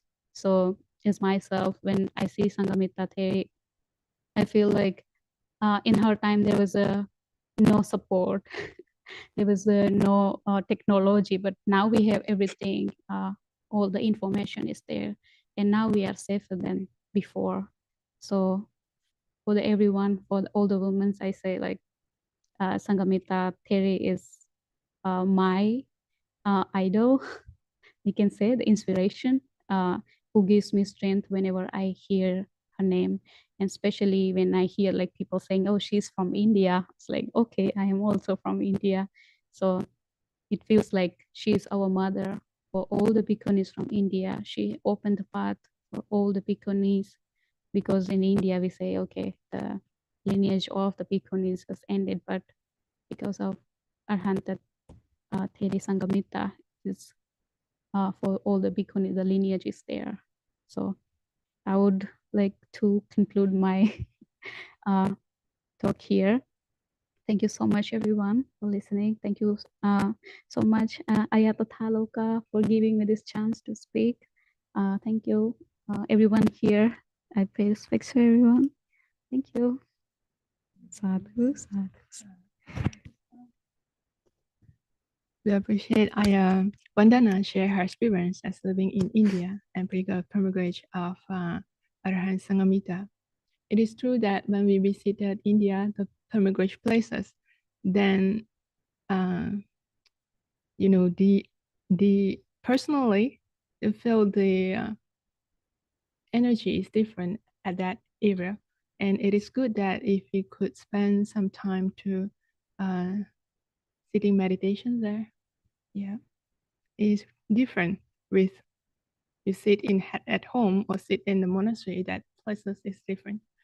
Personally, we experienced that, and besides that, knowing that Arahant Sanghamitta Theri has went to Lanka and had helped establish the Bhikkhunī Saṅgha in Sri Lanka, and how as an Arahant would be so much beneficial to the living beings.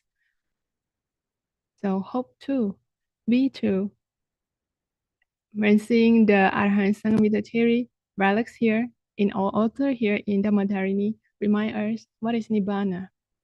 Nibbāna is the purification of all the defilements.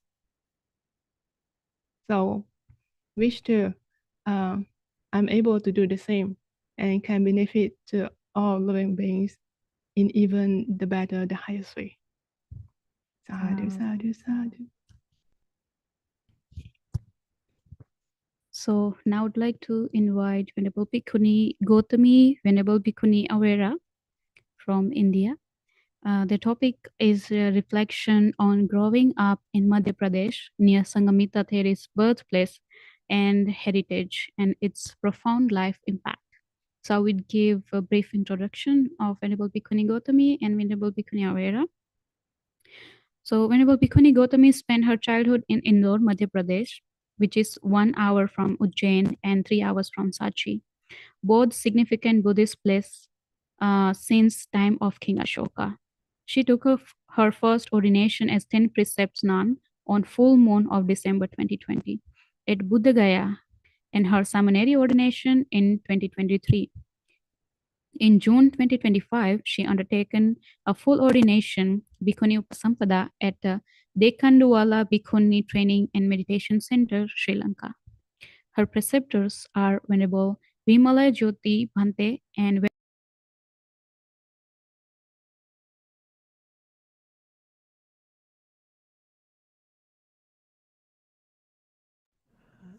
Venerables, you need to unmute yourself again. can share about both of us. Okay. Okay, good. Should I say again? Okay. So our next speaker is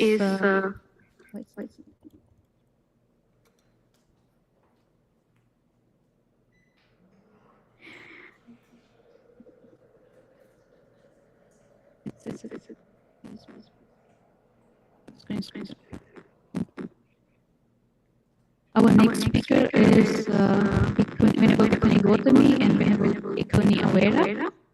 And Title is a reflection on growing up in Madhya Pradesh near Sanghamitta Theri's birthplace and heritage and its profound life impact. So I'll give brief introduction of both venerables. Bhikkhuni Gotamī spent her childhood in Madhya Pradesh, Indore, Madhya Pradesh, which is 1 hour from Ujjain and 3 hours from Sachi, both significant Buddhist places since time of King Ashoka. She took her first ordination as 10 precepts nun on full moon of December 2020 at Bodh Gaya, and her Samanerī ordination in 2023. In June 2025, she undertaken a full ordination Bhikkhuni Upasampada at Dekundawala Bhikkhuni Training and Meditation Center in Sri Lanka. Her preceptors are Venerable Vimala Jyoti Bhante and Venerable Ayya Menaluwe Dhammasanti Bhikkhuni. Bhikkhuni Gotamī is currently spending her first vasa as a Bhikkhuni at Dekundawala Bhikkhuni Training and Meditation Center under her Bhikkhuni preceptor Venerable Loko Bhikkhuni Ayya Menaluwe Dhammasanti. Venerable Bhikkhuni Averā was born and raised in Madhya Pradesh in India, not far from Ujjain. The region great Bhikkhuni Arahant Sanghamitta Theri was born and grew up.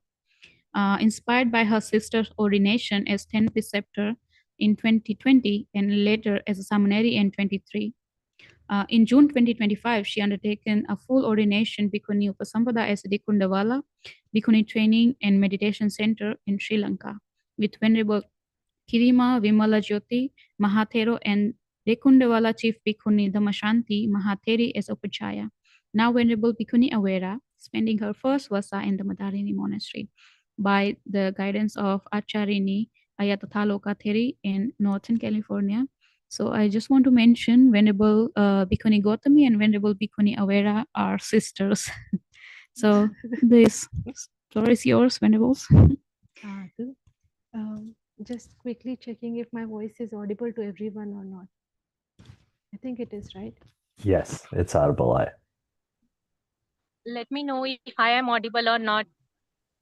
You're also audible, Are Venerable. venerable. Thank you.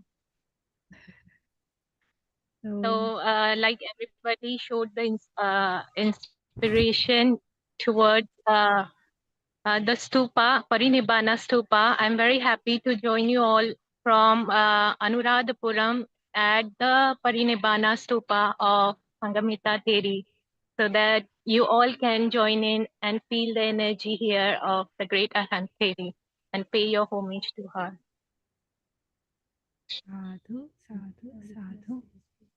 Maybe, yes, if we can pin venerable. Okay.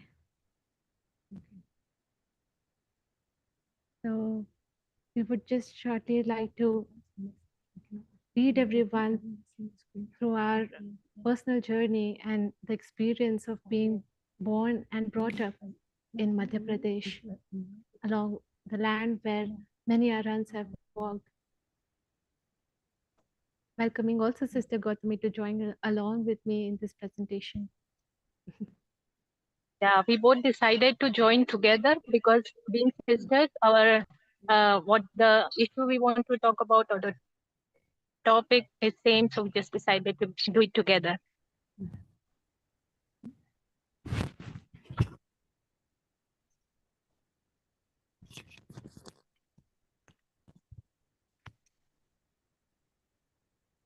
So being born and brought up in Indore, Madhya Pradesh is really a great feeling in itself, especially inspired by the King Ashoka, as our father name is Ashok. Since childhood, we felt drawn towards King Ashoka and his work. Especially, he has worked a lot in the surrounding regions also, like Sachi is nearby, Ujjain was nearby. So we're really connected to his Dhamma work. They both, our parents, were very supportive and very grounded in Dhamma. So even though we might not be associated with pure Buddha's teaching at those times, but qualities like generosity, gratitude, helping others was very deeply grown in us, in our hearts by our parents, gratefully remembering them for this thing.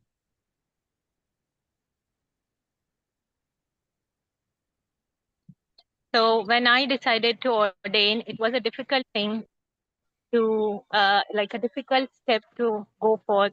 Like I was a dentist in my lay life, and all of a sudden after post-graduation, it was an awkward feeling for me as well as my family to give permission. Though I had decided to get ordained, but our visit to Sachi was really turning point as our hearts really felt encouraged and determined to walk on the path. It was in the Sachi where we first, when we visited, we saw a light and sound show where the story of King Ashoka and his children were showed, and the profound impact was first held on our hearts to know that, oh, what a great sacrifice did the King Ashoka did by giving his children to the service of the sasana. And that quality somehow also connected, I feel, with my parents, with our parents, I would say, who after listening to that light and sound show, the touching, heart-touching light and sound show, we felt like, oh, we understand the value of Sister Gotami's decision of taking ordination in this great Buddha Sasana. And that was the first time where our hearts felt like, wow, such a proud moment. And okay, we can decide to let her go.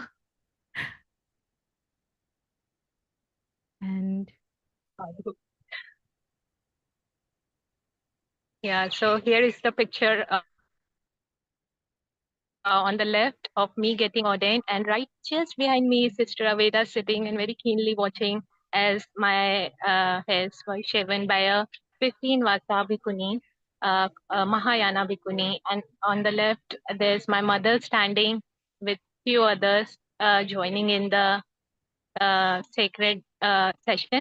The beauty of the picture is enhanced because I got ordination in Bodh Gaya under the main Bodhi tree where Buddha got enlightened. And very, very grateful to Sanghamitta Theri, as we all have heard now, that she brought a Bodhi tree sapling from India to Sri Lanka, but also when the Indian Bodhi tree was lost because of outside invasion, a branch from Sri Lankan Bodhi tree was taken to India and planted there. So all the very gratitude to Sanghamitta Theri and King Ashoka, and also to Mahinda Thero for inviting Sanghamitta Theri.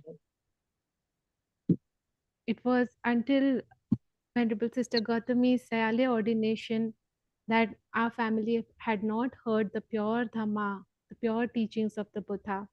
And it was the first time from her teachers and meeting the Mahasangha at Bodh Gaya and staying in the monastery for a month. We felt that association and the connection, which also sparked in my heart the intention, the question about how would I live would make a meaningful life, and how when will I live would help me to be of no regrets and would help me to understand that, oh, the life I lived was not a waste, was not for empty empty things that exist in the world, but something meaningful, something deeper, something profound for myself and also hopefully for others. And it was just after this Sister Gotami's ordination in 3 days, my heart was like, oh, mother, oh, dear father, I also want to get ordained. And at that time, our parents were like in kind of, no, we are not happy if you go. So they all asked me to stay behind and see if I'm not just influenced by the way things are carried. And so I went back to my home, but the Dhamma did not left my heart. And it was that Dhamma that kept me connected. And especially the impact was felt from the Mahabodhi trees and the Mahabodhi temple there, which connected with my heart and somehow kept me connected to the teachings of the Buddha. At 6 months later, at Asara Purnima, I also decided to take Sayalya ordination with my parents' blessings. And seeing the change and the transformation within, they cannot stop themselves from giving us the permission. And one more thing about the beauty of the ordination is I took my ordination on December full moon day, which happened to be celebrated as Sanghamitta Theri Day. And back then, when I decided to get ordained on that full moon day, did not know that. But now I feel that somehow Sanghamitta Theri and the Dhamma forces made it happen.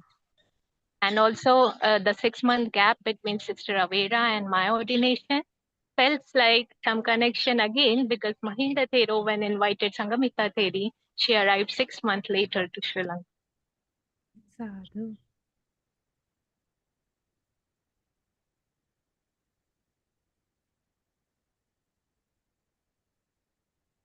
It was years later when both of us decided to go in the Sri Lanka with hearts fully determined to get Bhikkhuni ordination. Yeah, so this was the first time we visited a Sanghamitta Theri stupa. Again, a coincidence that was a Poson Poya day. And when people said Poson Poya, we didn't understood what the word mean. But that was the day when Mahinda Thero arrived in Sri Lanka, and it's very well celebrated.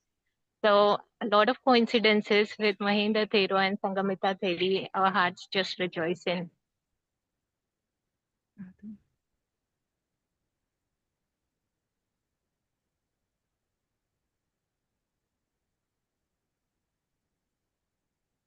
This is another instance where we went to pay our homage and respect to Jai Shri Mahabodhi tree, along with the statue of the Buddha in our hands.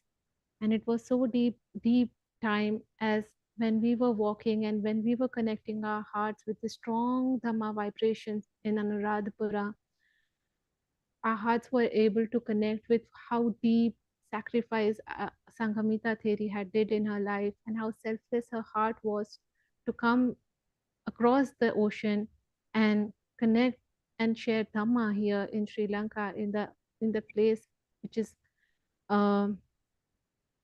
so far away in those times, connecting with the international travel. And somehow those qualities, as if like we are not Arahants, humbly speaking, and we are still in the transition where we ourselves realize that there is so much more to learn. Sanghamitta's theories, walking the path ahead and connecting us with that feeling of gratitude for the Dhamma, that selflessness, and that pure heart of giving was very, very inspiring for us in our journey here. Yes, very well said, sister. That we deeply appreciate the work of King Ashoka and also Mahinda Thero and Sanghamitta Theri in establishing Dhamma, not only in India, but also in Sri Lanka. Venerable Sanghamitta Theri's work in establishing the International Bhikkhunī Saṅgha here in Sri Lanka really helped our heart to feel okay under the winds of whether the Bhikkhuni exists or does not exist. We could rest assured on the Sanghamitta Theri's work and would follow her lineage. And so we're very grateful to be in Sri Lanka and ordained as a Bhikkhuni.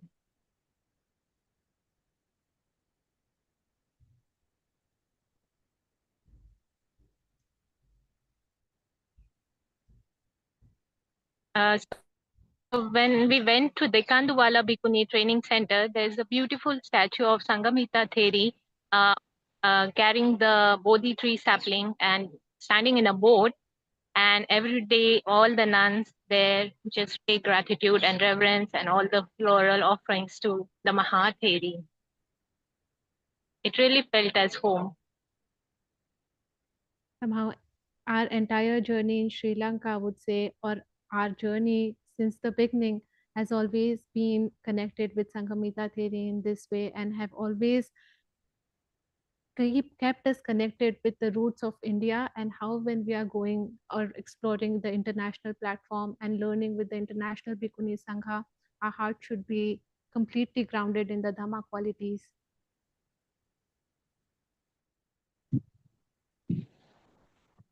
Next is our Bhikkhuni Upasampada in Sri Lanka, which was in June 29, 2025.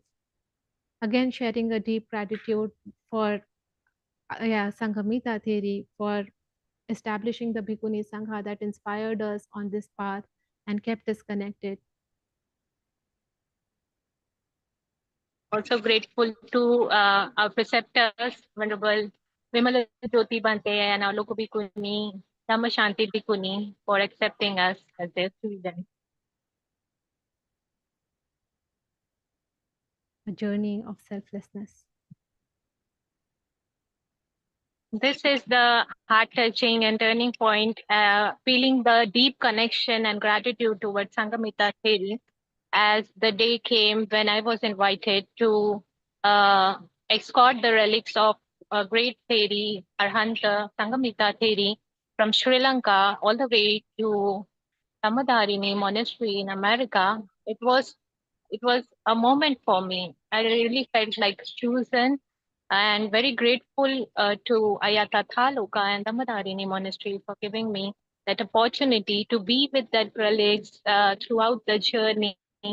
And like it really touched my heart more to like Sanghamitta Theri, when she came from India to Sri Lanka, she traveled by boat, and now it felt like this was her next international travel, because this was by flight, and we crossed Pacific Ocean to reach the other coast. And wow, it was this time Sanghamitta Theri's relics made it through air, again spreading international Bhikkhunī Saṅgha far and across.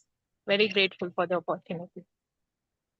I was standing on both sides, knowing the internal planning in the Dhammadharini monastery to welcome Arahant Theri relics of Ayya Sanghamitta Theri and her first Bhikkhuni disciple, Anulatisa Theri. And it was so deep to hear from Sister Gotamī's journey and travel, and also to know how excited we are to welcome them here.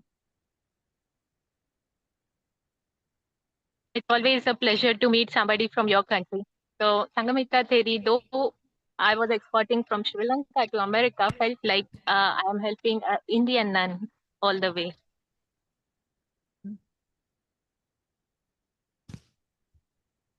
My first Vasa has been a blessing.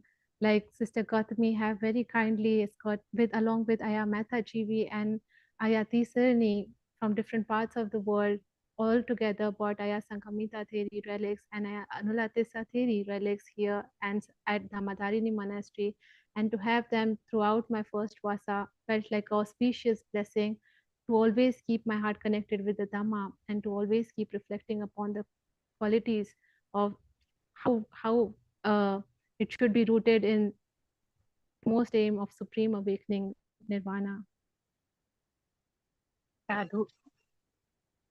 This is a picture with the Dhammadharini Bhikkhunī Saṅgha. And these are a few of the images which Sister Gotamī very kindly shared from her today's visit to Mahaparinibbana Stupa of Sanghamitta Theri and her offerings of pure sacred robes to the stupa. Yeah, I wish to share the merits with all those who joined us here and also with all sentient beings. Sadhu, sadhu, sadhu. Sharing sincere gratitude to everyone for their patient listening. Sincere gratitude to venerables for kindly inviting. Sincere gratitude to Ayya Sanghamitta Theri for establishing this pure lineage of the Bhikkhunī Saṅgha so that it can travel across and still after years can help in reviving the Bhikkhunī Saṅgha again, so that we all can get opportunity to grow again and practice in accordance with Dhamma and Vinaya as taught, so that many more Bhikkhunis can walk, not just Bhikkhunis but Arahant Bhikkhunis, inspiring thus and rooting our heart thus. We share our merits with all sentient beings and sharing humble gratitude with all our teachers and all our dear Dhamma friends. Sadhu, I too share the same gratitude and metta with all. And just my last words that sibling energy is a great energy to be in Dhamma, and also when supported with family, really feels very grounding. And yeah, so like Ashoka king and Devi queen supported their son and daughter. Similarly, our family supported both of us sisters, and it's a really great feeling to be, and really looking forward to keep paying our homage by following this path to the great Arahant Mahendra Thero and Sanghamitta Theri as belonging to the region in Madhya Pradesh from their birthplace. Sadhu, sadhu, sadhu.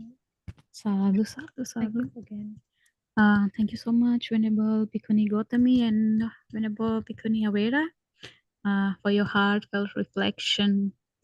This is so inspiring, like how Venerable Sanghamitta Arahant Theri's story is not only history, but it's still living, and it's wonderful, like how it's inspiring the daughters of India, not only the daughters of India, but all around the world, all the women who want to walk the path of liberation. So this was really wonderful story of both of your sisters, like how one walked forward and then another got inspired and she also followed her, right? So this is so wonderful. Thank you so much for sharing with us. It's wonderful. Thank you.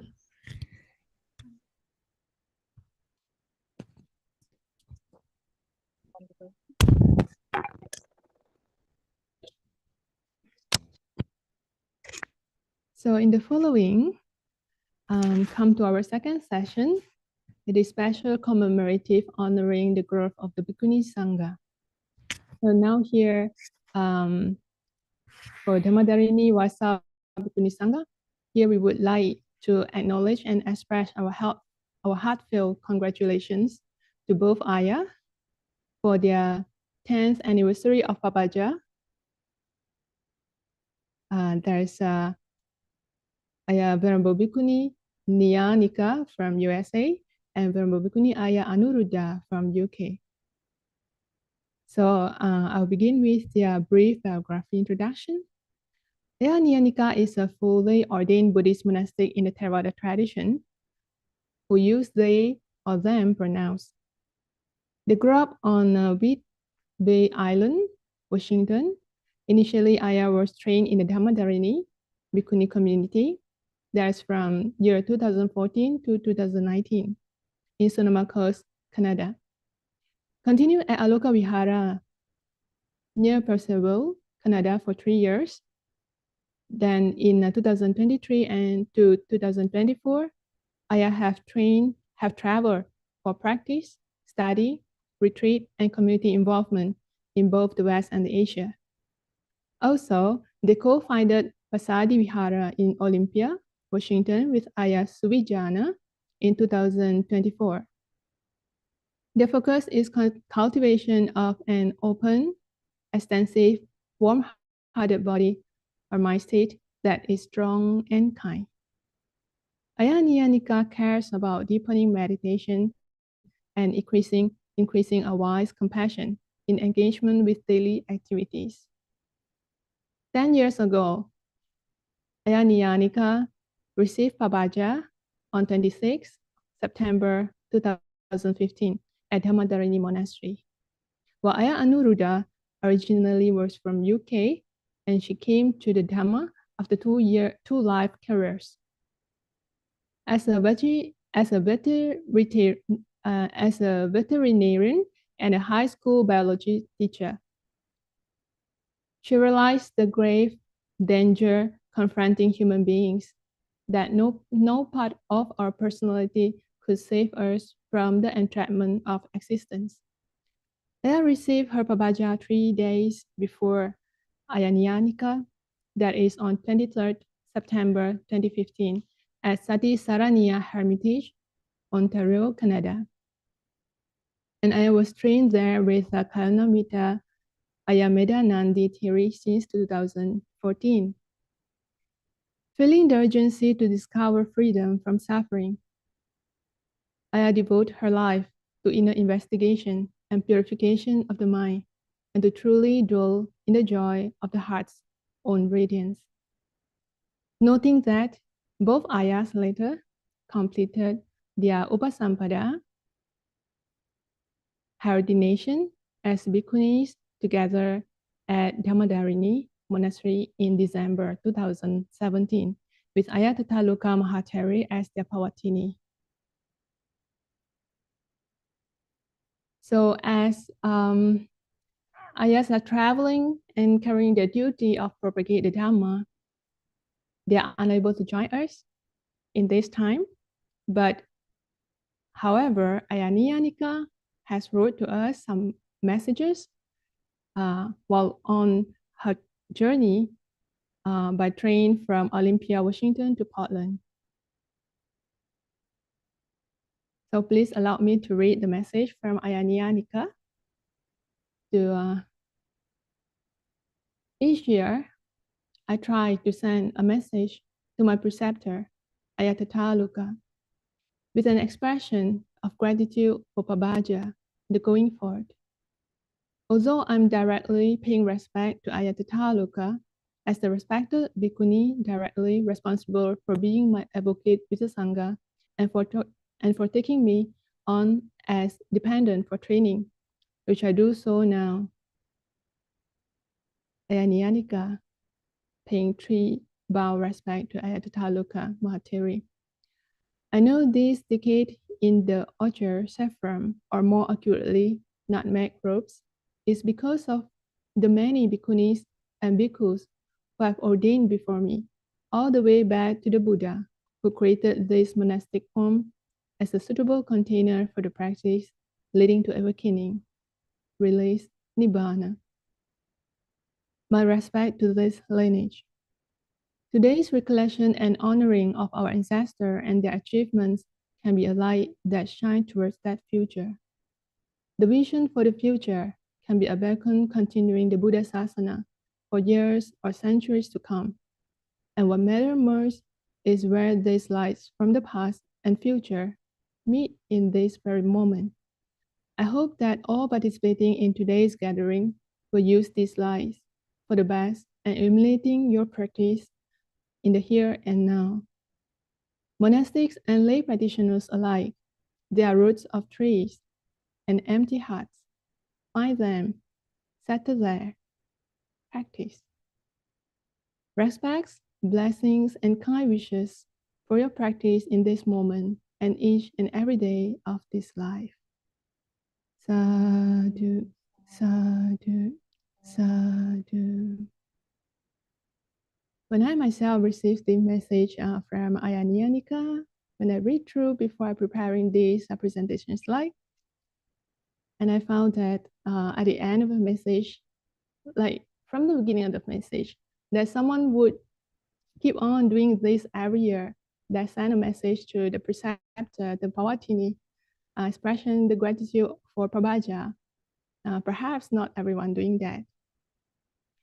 But then, this is a very important thing, like what Bhante said earlier in his presentation. What the Buddha said, in this world, it's really hard to find someone that would be gratitude, remembering always the things that others have done for them, appreciate that. Not easy to find, but there are.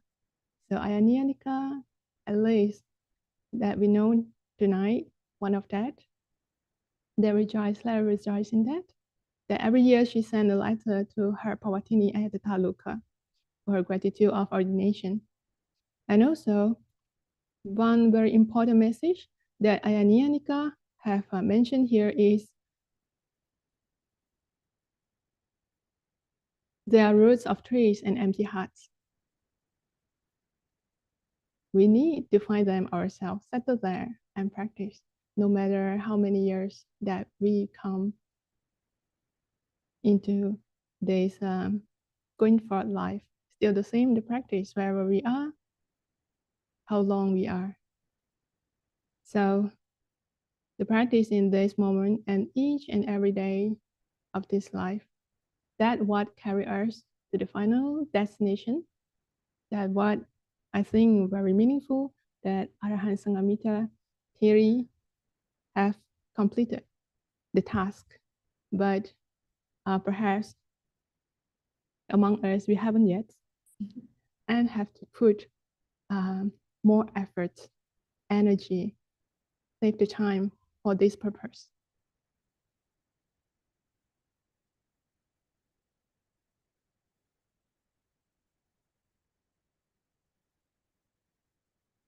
So here, although most of us here in 2025 Vasa in Dhammadharini, Bhikkhunī Saṅgha here, we have, many of us have personally met with Ayya Niyanika or Ayya Anuruddha. But I believe that there are many more Ayattathaluka students or ordained disciples that we never met.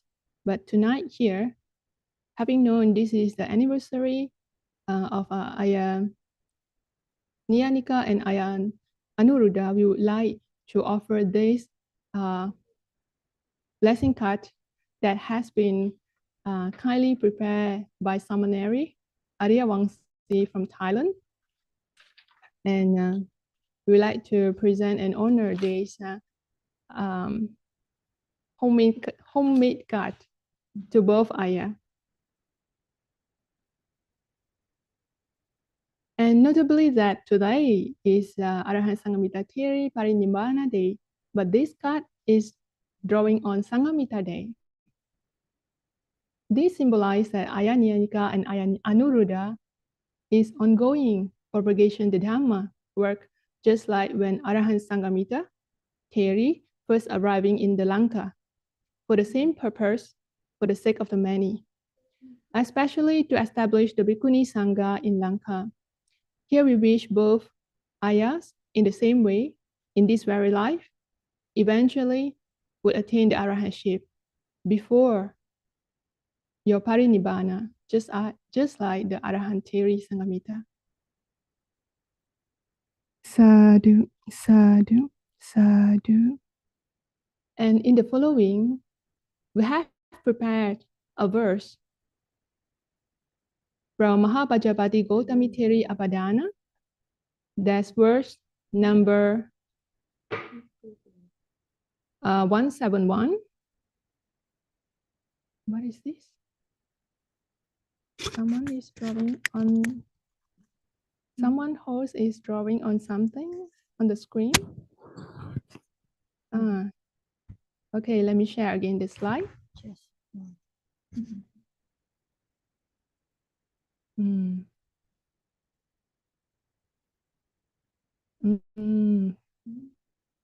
The hands. Where? Sorry? You can delete back. Just like here. it. Okay. Share again. You should control the.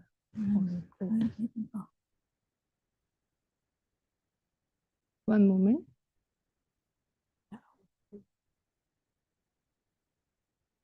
Okay. Let me see. Okay. Okay. All right.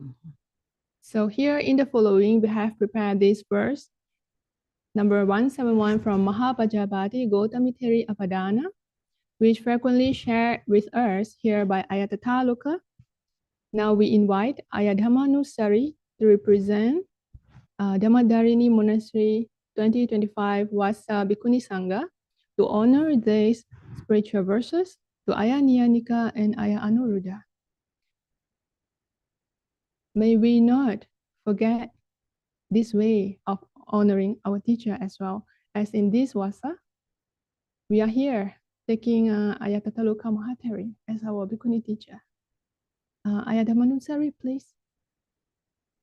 Aratha viriye pahithati nicang talha paragame Samaki savake pasa etang puttana vandanang. I see the disciple altogether, steadfast, resolted, always existing, strong effort. This is the proper way to pay homage to the Buddha. Sadhu, sadhu, sadhu. Thank you, Ariyadhammajivi. And likewise, let us remember what the Buddha said to his disciple in the Digha Nikaya 16 in the Parinibbāna Sutta. The Buddha said, monks, if someone were to live close to me, holding on to the hem of my robe, but did not practice the Dhamma, they would be far from me. But if one lives far away, yet practices the Dhamma well, they are close to me. So therefore, Ayaniyanika and Ayananuruddha, although you are far away for your Dhamma propagation work and could not join us here tonight, yet you are very close to Ayattathaluka in your mind and in your practice. Sadhu, sadhu, sadhu.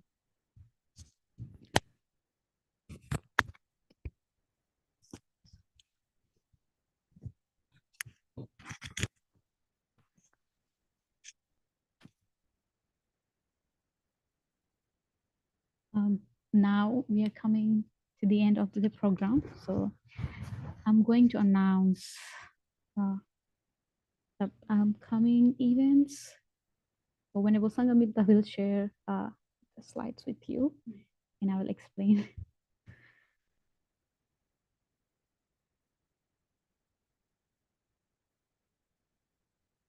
So we commemorate Sanghamitta Theri and Mahinda Thero's Parinibbāna Day on the lunar calendar today, while the much more well-known famed Sanghamitta Day is commemorated on and around the December full moon.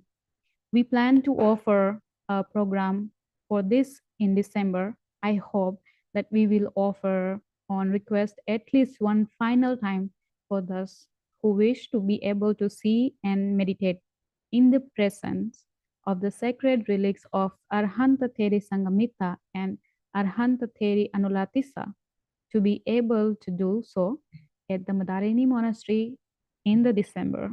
So for everyone who wish to join.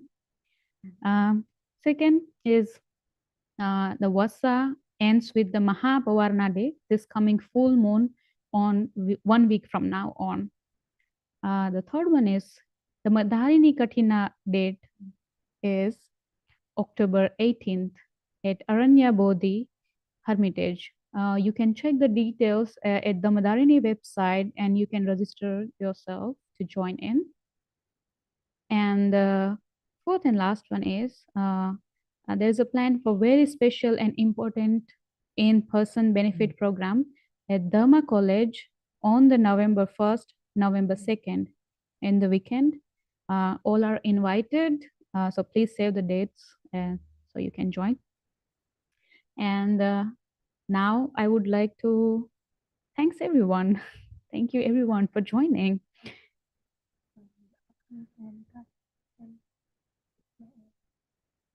Oh, yeah.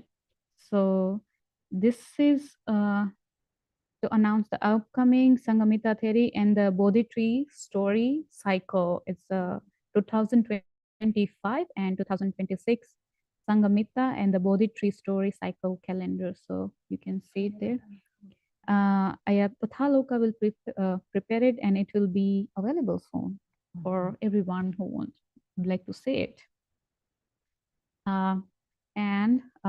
So finally, for words of appreciation for everyone, thank you so much everyone for joining us.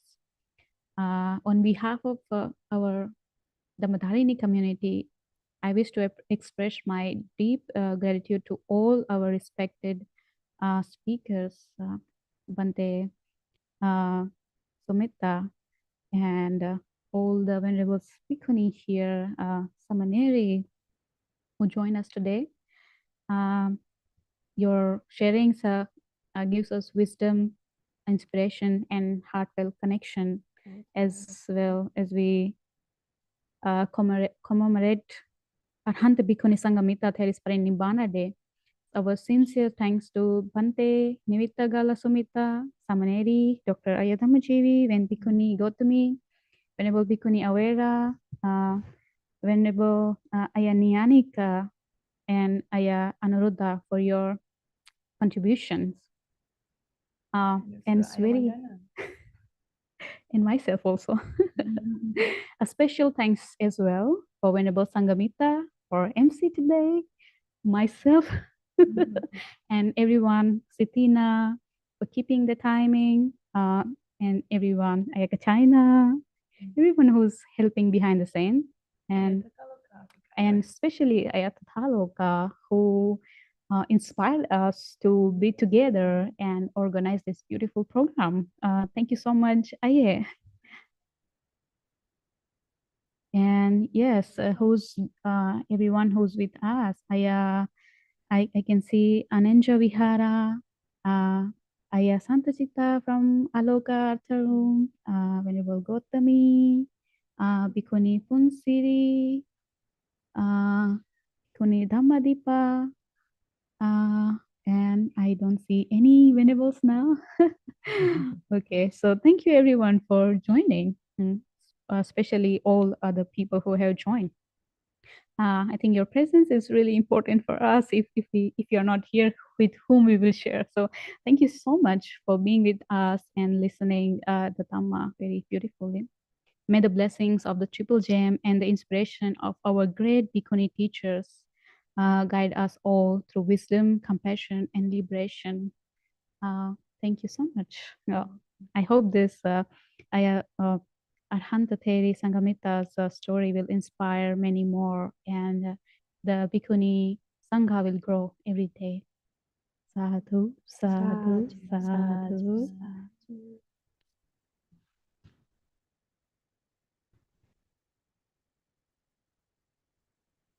Now, Venerable Dhammanusari will chant the reflection on the unconditioned. Andamayang Nibbāna Sutta Padang Panamase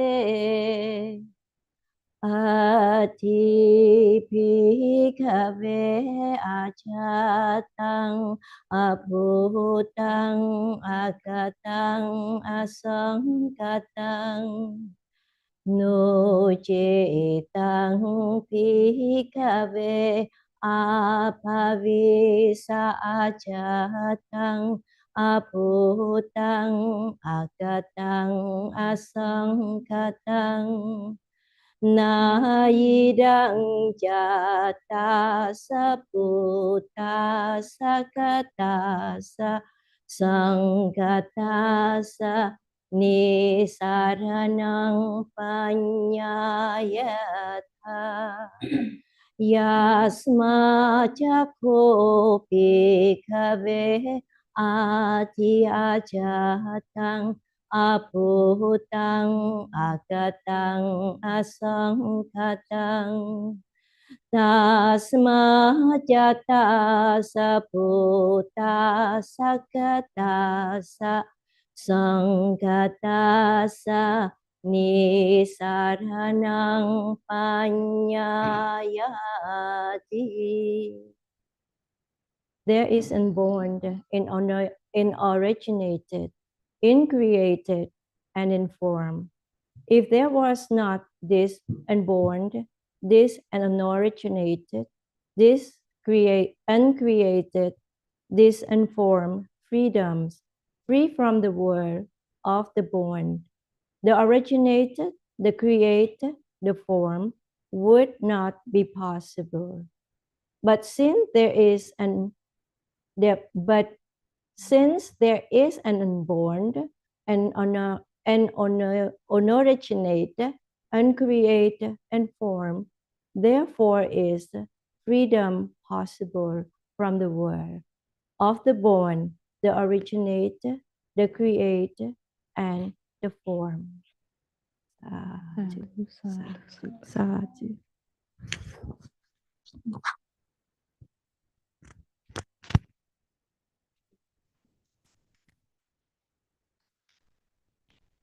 Yes.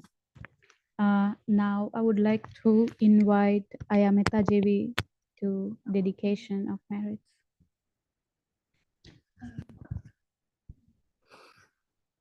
Sape paratima yati sahaya Averā sukhi honto sape paratimaya anutisaya sata Averā sukhi honto sape takinaya tisaya sata Averā sukhi honto sape Kinaya anutisaya sata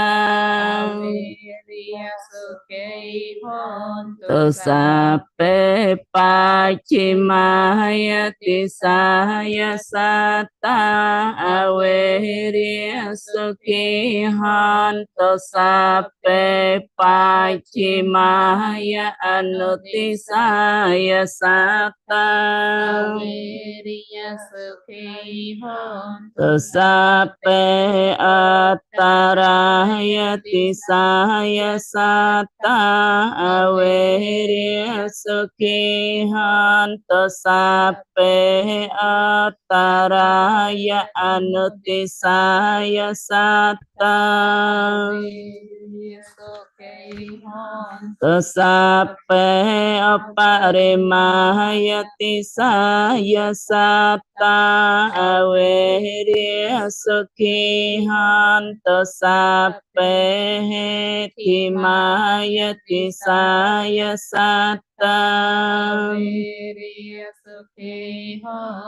Sape sata Averā honto sakita honto netta honto apya pacha honto anikya Tarukya honto sampate same chanto sukhe atanang Toka pata jane toka paya pata jane paya Jane saka hanto sape pepanino etawatam Batang panya samatang sape dewi namo tanto sapa sampati satya tianang tatanto satya rakanto sapatia piwani Hontu gachantu devata gata sape pata palapata pacekanang cayam palang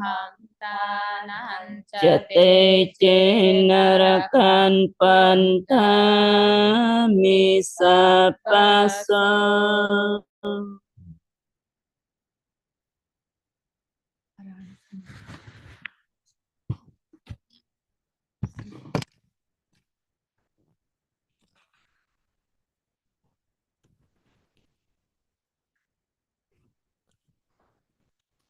Arahant Sama Sambuddho Bhagava Buddhang Bhagavantang Apivatang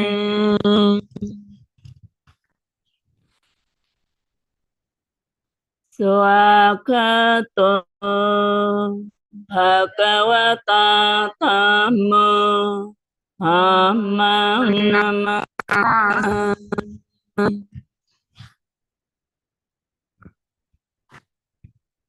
Supatipanno Bhagavato Sāvaka Saṅgho Sanghang Namami.